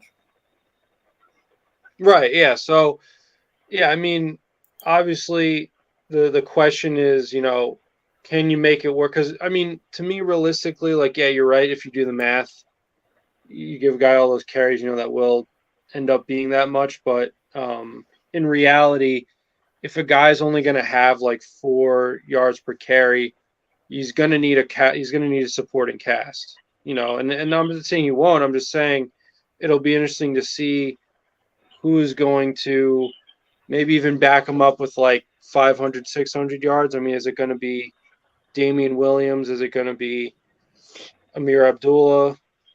So that's still a question I think it needs to be answered, because I mean, I think Zamir this past weekend led the team with 10 carries. So, obviously not only is that not a lot just for one guy, it was obviously much more of a committee approach, to the running backs. You're going to do a committee if Josh ain't coming back. Let's see. Even if Josh comes back, Ziegler's emphasized that Zamir White is going to get 75 carries minimum. Yeah, still be. Exactly. I agree. And that's why I said, even if Josh isn't in there, their goal was never to have Zeus be the number 1 back. It was never to be that. Yeah, it was supposed to be a spell. So if you're just looking at experience within the NFL of our roster, because I think they'll have 5 halfbacks: Zeus, Bolden, Amir, Johnson, and Sincere. And then if Josh comes, Sincere will go off and Josh will go on. That would be your 5 backs. But at the same time, Zeus has shown nothing to be like dominant down back. Bolden, I've said it since last year, every time he shows up and runs behind that line, he makes good yardage, dude. He's always putting up good yardage. And if you're going to be doing Bolden and Zeus, you'd split those backs, dude, and then Zeus would probably go from 75 to 100 because it's not Josh. And then the odds are Bolden would probably take the bigger of the snaps, 125, 150, and then you're going to have your mix with, you'll probably have your mix with Amir, obviously, third down, Johnson being the fullback. So you'll get to your 340, 350. I mean, I've said Josh's system, if you go back over and look at Josh's system, he only has a set amount of reps for the running back all year regardless. It's like I said, around 320 to 360 runs per year, and depending on if it was winter games or not, but Josh has a set number that he runs his backs all year long. So I've said if Josh is here and you're running 340 minus 75, it's going to put him around the 270 mark for Josh, and 70 for Sincere, 70-75. But like I said, if Josh doesn't come, then it's going to go to somebody else. So, and again, they'll probably run 2 or 3. Yeah, or it might be like they give like Bolden 200 and Zamir 100 and whatever. Like they'll split it up. Yeah, because you got to remember, you still got a mirror back there, and Mir and Sincere. Yeah, well, they're gonna keep it now. 4 backs and a fullback. That's what I was saying. I was gonna say, like, in addition, right? Obviously, Josh and Ziegler, they're building this team to eventually be a perennial playoff contender, where we're going to the playoffs year after year. Like, that's why they're building the team. And you need depth at every position, right? To go ahead and go and make a deep playoff run. So you don't even if you had Josh, you don't want that guy taking 90% of the carries. Same with 75% last year. 75% of the running back snap count. And same with like Max, right? We had Max, one of the best defensive ends in the entire league. Like we don't need Max if we're gonna be making deep playoff runs. on top of the 17 regular season games, tack on 2-3 additional playoff games at least. You don't want to give even your best players as much burn as they've been getting, right? You want to keep those guys fresh for deep playoff runs. Exactly. You need a guy behind Max. You need a guy behind Chandler. Exactly. Or Havers on the other side. You need a rotation at DT. You need rotation at corner, like probably 5 or 6 corners that can rotate in and it's not too much drop off. You need a rotation at linebacker. You need rotations everywhere. Like the way that I try to look at the team, right, is look at each position group, and you're only as strong as your weakest soldier in each position group, really. And we have pretty good depth across the board. Could we use a couple more pieces on defense? Yeah. Could we maybe use one additional piece on the offensive line to solidify that? Yeah. But we have pretty good depth across the board. And that's really how you make the best teams. Like, they just have depth across the board. It's not – so, like, when was it? The NFL Top 100 came out a few weeks ago, and it showed that we had 3 of the top, 20 or 30 players, and Josh Jacobs, Devontae, and Max Crosby. We're like very top heavy. Like last year we were very, very top heavy. Like we had these very, very elite players, but not so much depth. And I think Ziegler recognized that, which is why he addressed some of these holes in the draft and free agency. Because just because you have 2 or 3 of the top players in the league in any position, that doesn't translate automatically to a playoff berth, right? Or even if you get to the playoffs, a deep playoff berth. You need depth across the board. You need guys behind the guys in case someone gets injured. And also to keep, this stamina, I guess you can call it. Because it doesn't matter what sport you play. Like, you need someone else to, give you a breather occasionally. And the production not to drop off too much. Anyway, I was going to ask if one of you guys could just bring up the share screen thing just a minute, because this is just to show you the play I was talking about earlier, so you can kind of get what I mean. Like this is the play that I was talking about. I think it's Falkenberg or whatever that ends up making this play on the edge. They can kind of see him line up, bang. They do a close up in a minute, but yeah, that was a missed block to me.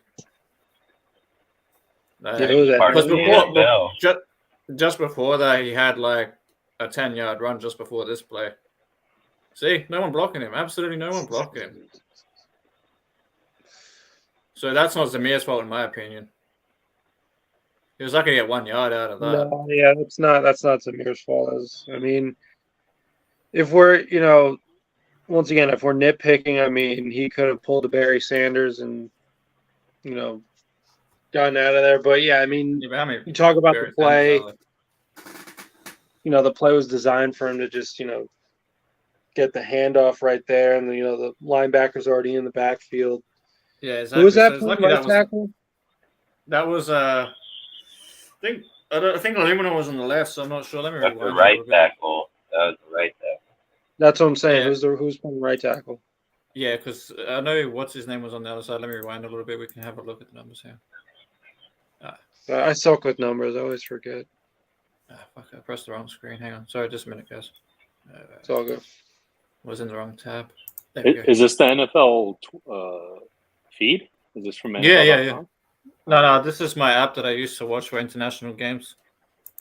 Oh, that's cool. Wait, what's the link? Can I get the link? Do you have the all 24 Aussie, or is it just the sideline? For some reason, I don't think they're doing it for preseason, which sucks balls. But I hope they better do it in the regular season. I'm going to be pissed. Because last year I had it when I had the NFL Game Pass. They had the coaches filming shit, but now they're doing it through YouTube now, though, so nobody knows what it's going to be yet. Because I haven't got to see it yet.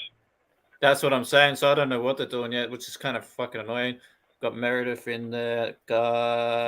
It's Munford. Grosso was playing center. Yeah, Grosso was playing center. That's Munford right there. That's Munford on there. Yeah, 77. Yeah. No, because it's not him though. Because I don't think it's him. Hang on, let me zoom out a little bit. I don't think it's him. No, see, this guy right here. It's a tight end. That's Myers, isn't it? Is that not Myers? No, that's a tight end, right? Yeah, I think that's Horsted. No, that's Mayer. Mayer's number 87. Yeah, that's 87. Yeah. I can't see his number. And look, this is a design. It's a design play, dude. Because look, Yeah. this is a design play. He was never intended to pick up that guy. His intention was to chip the line It's a for fullback's job Jacobs to block. run through the hole, and that's what. Yeah. And that guy got around him just faster. Yeah, no, I reckon it's But a then- fullback show because look, Hoyer's right there. So then you've it's got the Hoyer's fullback and then fault the for run- not audibling. Yeah, no. hang Yeah, on, I look, would the- say see probably the guy Hoyer next- should have identified it with Myers to pick up that linebacker, because if you But can back up a play, back up a little bit, like back up just a before tad we- bit. Before we do, can you see my mouse cursor at all? Yeah. Yeah, I can see the Okay, cursor, so yeah. see this, yeah. So see this guy here. That's the fullback. That's Amir, right? So to Right. me, the fullback should be picking up the Nah, he ain't Yeah. gonna- the rusher. Well, I mean, he wouldn't push out like that though. His job is to pick up the linebacker that's right here by the 30-second mark Yeah, Right. on the Wait, hip opposite play. side. Hip play. That's his job. Because if we just saying, So he wouldn't See, do that. Yeah. What the hell? Oh I'm- no, he was picking up. 87. up So the, what should have happened is if you back this play up right here, if you back Yeah, it's up the this tight end's play fault. back onto the line, back to the line here where it shows them on the line, and how you zoomed out when you zoomed out that was on a that 10-yard frame run right just there. before that, but, Yeah, if you can zoom out onto that play, because he should identify, the quarterback should identify the Yeah, I agree. linebacker It should be an outside audible. at that It should be point. audible Yeah, on he the should have tape. picked them up because the fullback is already going up the gut picking up. Right. So Yeah, it seems like a busted play. I know, Because see, but a look, bird's right eye here, view, right here, he identifies, if he identifies Myers Yeah, he to should that identify the Ace Russian. outside, Yeah, then the fullback, because this is 86, yeah, and they should so have the switched it to fullback- inside run. he would have picked up the linebacker, and then Zamir would have been one-on-one with one of those dudes in the backfield, which that's what you have to do. Or he slides the line to the right. Yeah, He could slide Yeah, the line. he could have tossed to the outside, but the corner's still out there too. So now with Zamir, in that case, because of the way Before, Zamir runs, yeah. Zamir is a north-south runner. Dustin's right. You have to put the tight end onto Valkenberg, and then run it up the gut, because and Zamir's a the fullback north-south runner. becomes to the middle linebacker. The fullback will pick up the middle and then the fullback linebacker. yeah, exactly. If the fullback And then picks up the middle Zeus will be linebacker, then one-on-one you with can the other one, and then Get it's up 10 to yards him out of to that get off easy. that. It's up to him to get off that tackle. I agree. Actually, I'll rewind a bit more. I'll show you guys something, because if you do just what Dustin said there, I guarantee Zamir gets 10 yards. Watch. Hang on, let me take it back a little bit, because I just want to go to. I think it's the previous play. Said a bit more. I think. Hang on. Hey, that Homo guy was all over the field, dude. For the Rams, I was keeping an eye on that guy. Yeah, I think it's coming up. I'm just muting it so it doesn't fuck up. You know something that amazed me the most in this game is Sean McVay's accent. Yeah, his voice is weird. When I heard him talking, like, is that accent? Sean McVay talking? Yeah. So I'm not trying to be a hater, dude, but like I don't like McVay because he tries to be like Gruden way too much, dude. Yeah, he come from his tree, bro. Who do you think Tyler? I get it, dude. But even the Yeah. mannerisms and everything, that's straight up. Hey, he Gruden. got the whole personality of Gruden. I've said that for years. Like he has. Yeah, but I don't like John it, dude. There's Gruden only one syndrome, Gruden, dude. That's fact. Yeah, I 100% agree. But he does have John Gruden syndrome, bro. Copyright infringement. Yeah, I'm just trying to get to one He's play. got So- a hell of the angriness, the fucking how he paces back and forth, fucking. This guy, dude. I swear, think dude. it's just- But hey, like I said, you're a prodigy of the Come people on. you're around, and he obviously has been pretty good at it. So already got a Super Bowl. So Yeah, I It's think crazy this- that he's already been head coach this dude, play or the 7 last. years. It might be this play or the last play. yeah, that's I went actually too far forward. I think no, it's too far forward. Hang on. Sorry, my bad. Or was it? No, hang on. No, Yeah, that was one more it. That back. was the play. Yeah, I just got to go back one more. So it should be just after this, after they talk, because I went too far forward. Because for some reason on the other app, it used to do 10 seconds, but this one does like 30 seconds, which is annoying. Can you adjust it in the Sometimes- settings? Nah, not that. Well, I had to figure it out. It's a new app. I'm still figuring it out. It even took me a while to figure out how to switch from like replay, like highlights to freaking full game. This should be the run where it gets 10 though. Fucking bang. So that's what I mean. When you give it to me a good blocking, man, you can get 10 yards. Did you see how the tight end went over from the other side? to, Yeah, is that that was a great block, dude. It from was, that man. tight That's end. what I'm That's why I saying. Like, said he should have identified. He should identify hang on, it's up now. So you're the you guys linebacker in that play, fucking coming off the edge. yeah, if you'd done that, like you were saying, he probably would have got another 10 yards. Fuck yeah, he would have. So that's what I'm saying. I think some people like him is he may have a little bit too much criticism sometimes. Sometimes it's a line and shit and blocking assignments. Yeah, I mean it does seem like the tight end blew that whatever. Yeah, it's not the first time. It's not the first one was I've he noticed. trying That's to just the work up worst to one the I've noticed. safety? Was he trying to work up to the safety or something? I don't know if he's working up. Yeah, I'm guessing he's supposed to either go up to the middle linebacker or the safety. I'm guessing because that it was a weird one. Yeah, I mean it was just one play. They didn't fumble or Yeah, anything. it's just one play, but yeah, I put on like Dustin saying, I put on Hoyer because Hoyer should have audibled that protection. Yeah, I mean, like I said, Zamir seems like a good running back. Like he seems like, there's certain. I reckon his average behind our two. Behind our twos. I reckon his average behind our ones will be at least 4.2 to 4.5. To be honest. If he gets 4.5, that would be great because 4.5 would be great, but I was saying 4.2 Right. probably what you're looking at because right now he's running 3.8 with fucked up fucking blocking like that. So if we get our ones in there, I reckon our run blocking O-line unit this year is going to be like top 5 to 7. They were top 10 last year already, so right I because reckon 5 to 7 this year. Right. The other thing to consider also, is the finances, right? Because Zamir, he's still on his rookie contract and he still has a couple years left on that. So if a guy like that can get up to 4.4.5, if what Dustin was saying is correct about, the Raiders are planning on taking carries away from Josh. If they do that and they're able to sustain a good run game, even by giving Zamir White, at least 75 carries, especially because Josh, if he's going to return to the Raiders this year, one way or another, he's going to be on a 1-year deal. And so next offseason, they're going to have to renegotiate. They'll just tag him again. I guarantee you that they're going to tag him again. Yeah, it's going to be 13.5. First of all, they can tag him again. But in terms of, I guess, convincing Josh to play along with that, once again, they'll have more leverage. Whereas, at least in terms of stats, they're gonna Josh had too much leverage because they gave him too many carries because they relied on him too heavily. But the thing I'm gonna say is this: like, it's not coincidence. I've said this before in like posts and stuff. It's not a coincidence that, and Dustin said the same thing, that Harris and Stevenson the year before Josh came here, like Josh McDaniels came here, had the almost identical carries, like 335 between them for almost identical yardage. Like, it's not a coincidence. And then last year, Josh has 5 extra carries, and he's only got for 5 extra carries, he's got less touchdowns than those two backs had, but a bit more yardage. Obviously the better back than those two, but the fact it just proves the point that in a committee you can kind of reproduce or replicate a single back's kind of production using multiple backs if they're used right. Right. It's a proven formula if you get what I'm saying.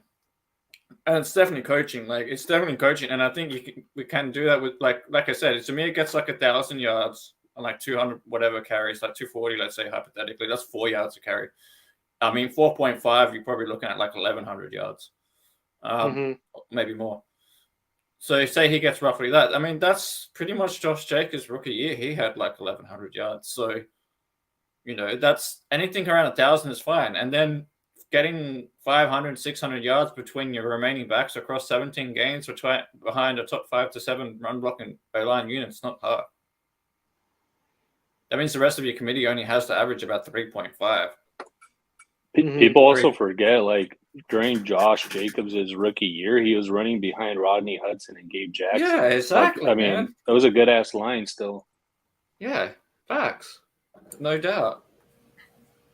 I think people discredit the line too much sometimes, and they just want to act like it's all Josh. I'm not saying Josh ain't elite. He's definitely 100% elite. But at the same time, it's not all him. It's also the line. Yeah. Right. I mean, football's a team sport, right? That's obvious. But Exactly. Yeah, I mean, to So your point, if Josh can do it, what's to say someone else can't? Like it's like there's not enough. What's the word? There's not enough film, or there's not enough like Samir and I haven't been given enough carries yet to kind of like say one way or the other. To be honest, like people saying Samir can't do it are wrong, because where's your evidence to prove that? Like, has he had like 200 carries in a season behind our starting offensive line? No, he hasn't. He had 17 fucking carries for the whole year. So who's to say he can't do it given the opportunity? Mm-hmm. Like that's my point about it. Am I saying that Josh is an elite? Fuck no, he's definitely an elite running back for sure. But he's not. I've always said he's not the best back in the NFL. He just had the most yardage in the NFL that year. He didn't have the most touchdowns. He didn't have. I think yardage and broken tackles is maybe the top two things he had. But most of those broken tackles came either against safeties and stuff or linebackers, because he was already upfield by that time anyway. It wasn't against defensive tackles and shit. I'm gonna head out right now. I gotta head to work, but great talk and great night with you guys. And salute to everyone in the panel who was here and who's here now, and salute to everyone in the chat. But have a great night to you, Jeff, Ozzy, and Ghost. I'm gonna head out. I gotta get to work right now.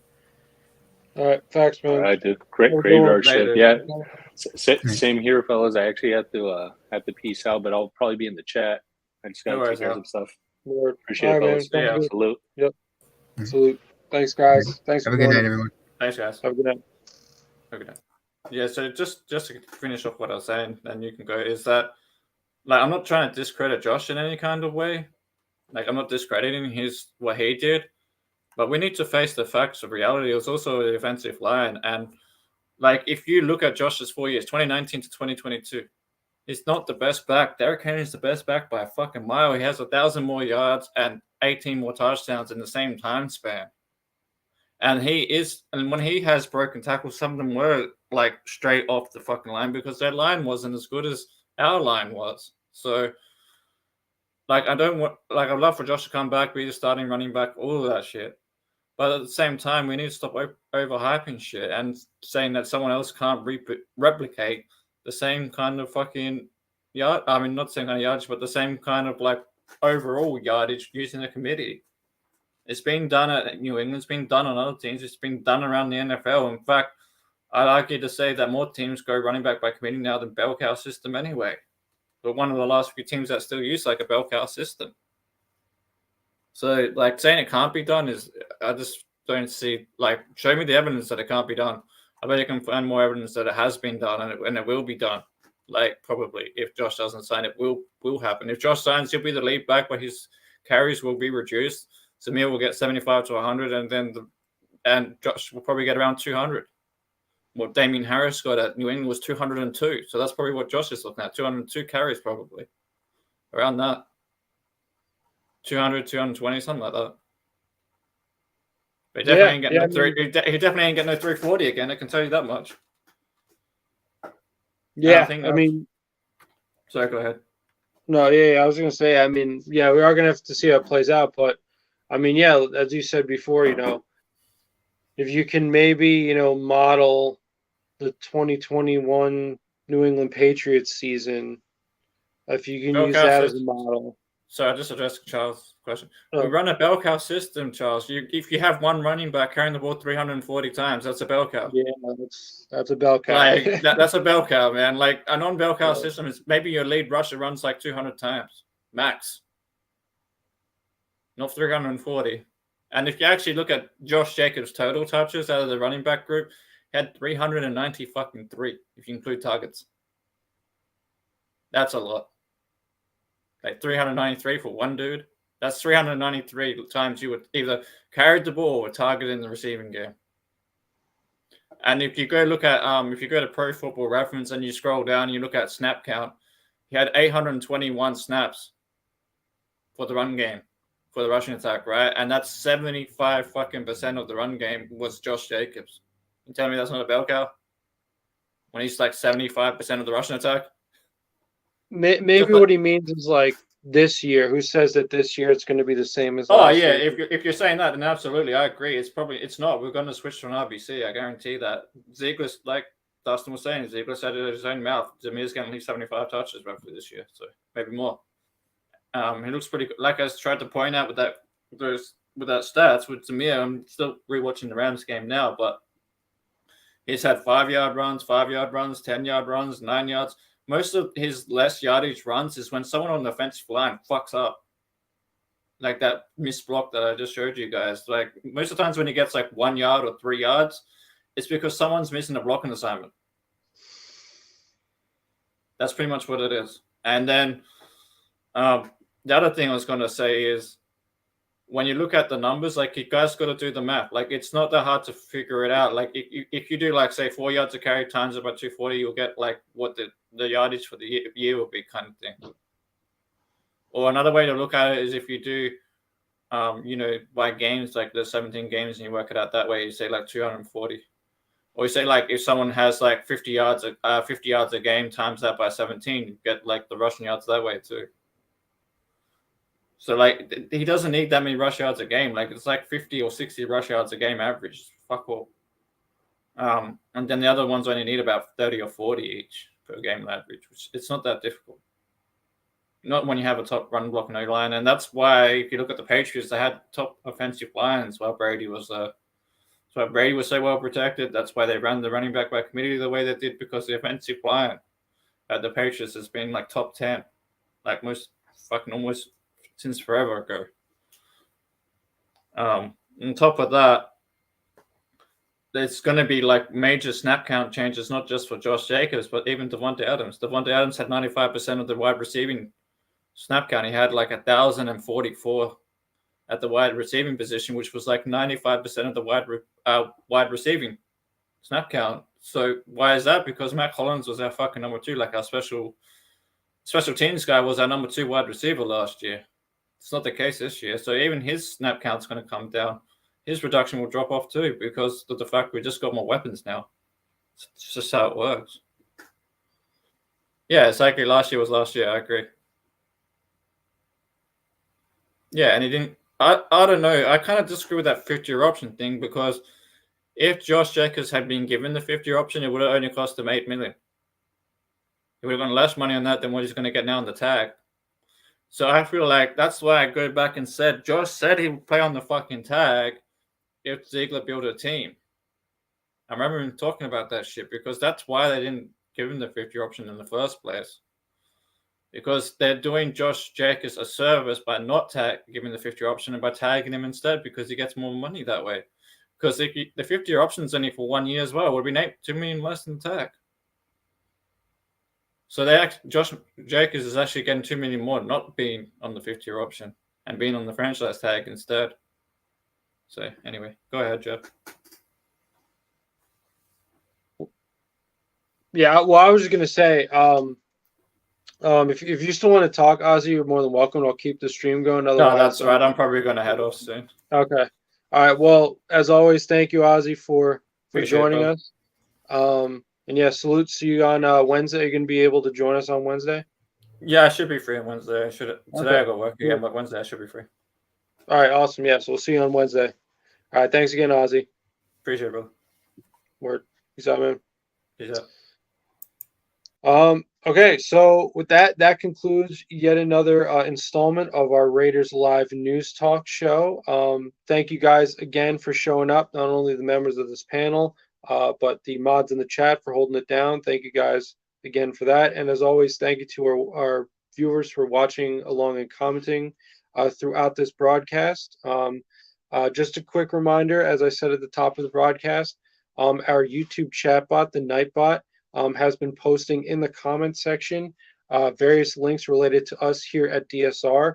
So if you guys wouldn't mind checking out all those links and tapping in with us on all those platforms, we do appreciate that in advance, and we do thank you guys for checking out all those links. We'd especially like for you guys to keep an eye out for the link to our DSR Discord server. So if you guys haven't already, if you're on Discord, if you have a Discord account, if you wouldn't mind following that link and joining us there in that Discord community, We would greatly appreciate that. Just so you guys know, it is a tremendous community. We have a whole bunch of stuff going on. And we'd really love for you guys to join us there in that community. We do have a Raiders chat. We talk about all things Raiders, but we also have a general chat, talk about life in general. We talk about the NFL at large. We talk about other kinds of leagues like the NBA, NFL, and NHL. We have fantasy leagues, both NFL and NBA. So especially now that the NFL season is rolling around.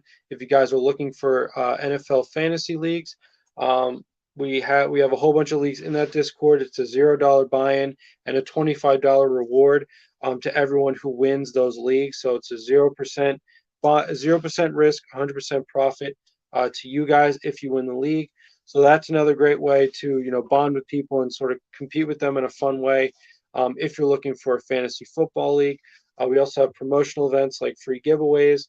We have free movie nights as well. We all hop in Discord and watch a movie together. We have channels dedicated to Raiders content creators on platforms like YouTube, Twitter, and Instagram. We also have channels dedicated to sports updates throughout various leagues, so you guys can get multiple updates throughout various sports leagues, up-to-the-minute updates on all of those leagues. So like I said, it's a tremendous community. We'd love for you guys to join us at that Discord community. So just keep an eye out for the Nightbot to post those links, or to see that it's already posted these links, which it has multiple times throughout this broadcast. So just scroll through the comments section at your earliest convenience. But like I said, thank you guys all for joining. Not only the panel members, the mods in the chat for holding it down, but also our viewers for watching and commenting along with us this whole time. Keep in mind that our next show will be our Raiders Wednesday Night Live show this coming Wednesday at our usual time, 10 p.m. 10 p.m. Eastern time, 7 p.m. Pacific time. So feel free to tap in with us and check out our show there. Obviously, we're going to be continuing to talk about the off season for the Raiders, as well as various developments related to the team and how we see them progressing through the process of the rest of the offseason and training camp up until when the regular season of the NFL begins. So like I said, guys, check out all the links that the Nightbot is posting in the comment section, especially the one to our DSR Discord server. Thank you in advance for tapping with us on all those platforms. Like I said, thank you all for joining me. And remember, our next show is this Wednesday, the 23rd at 7 p.m. Pacific time, 10 p.m. Eastern time. So feel free to tune in to our next show. Thank you guys again for being with me this long, as well as the rest of our panel members. And like I said, when you get a chance, please tap in with us on all of our platforms. So like I said, thank you guys. Have a good night. Go Raider Nation, and salute.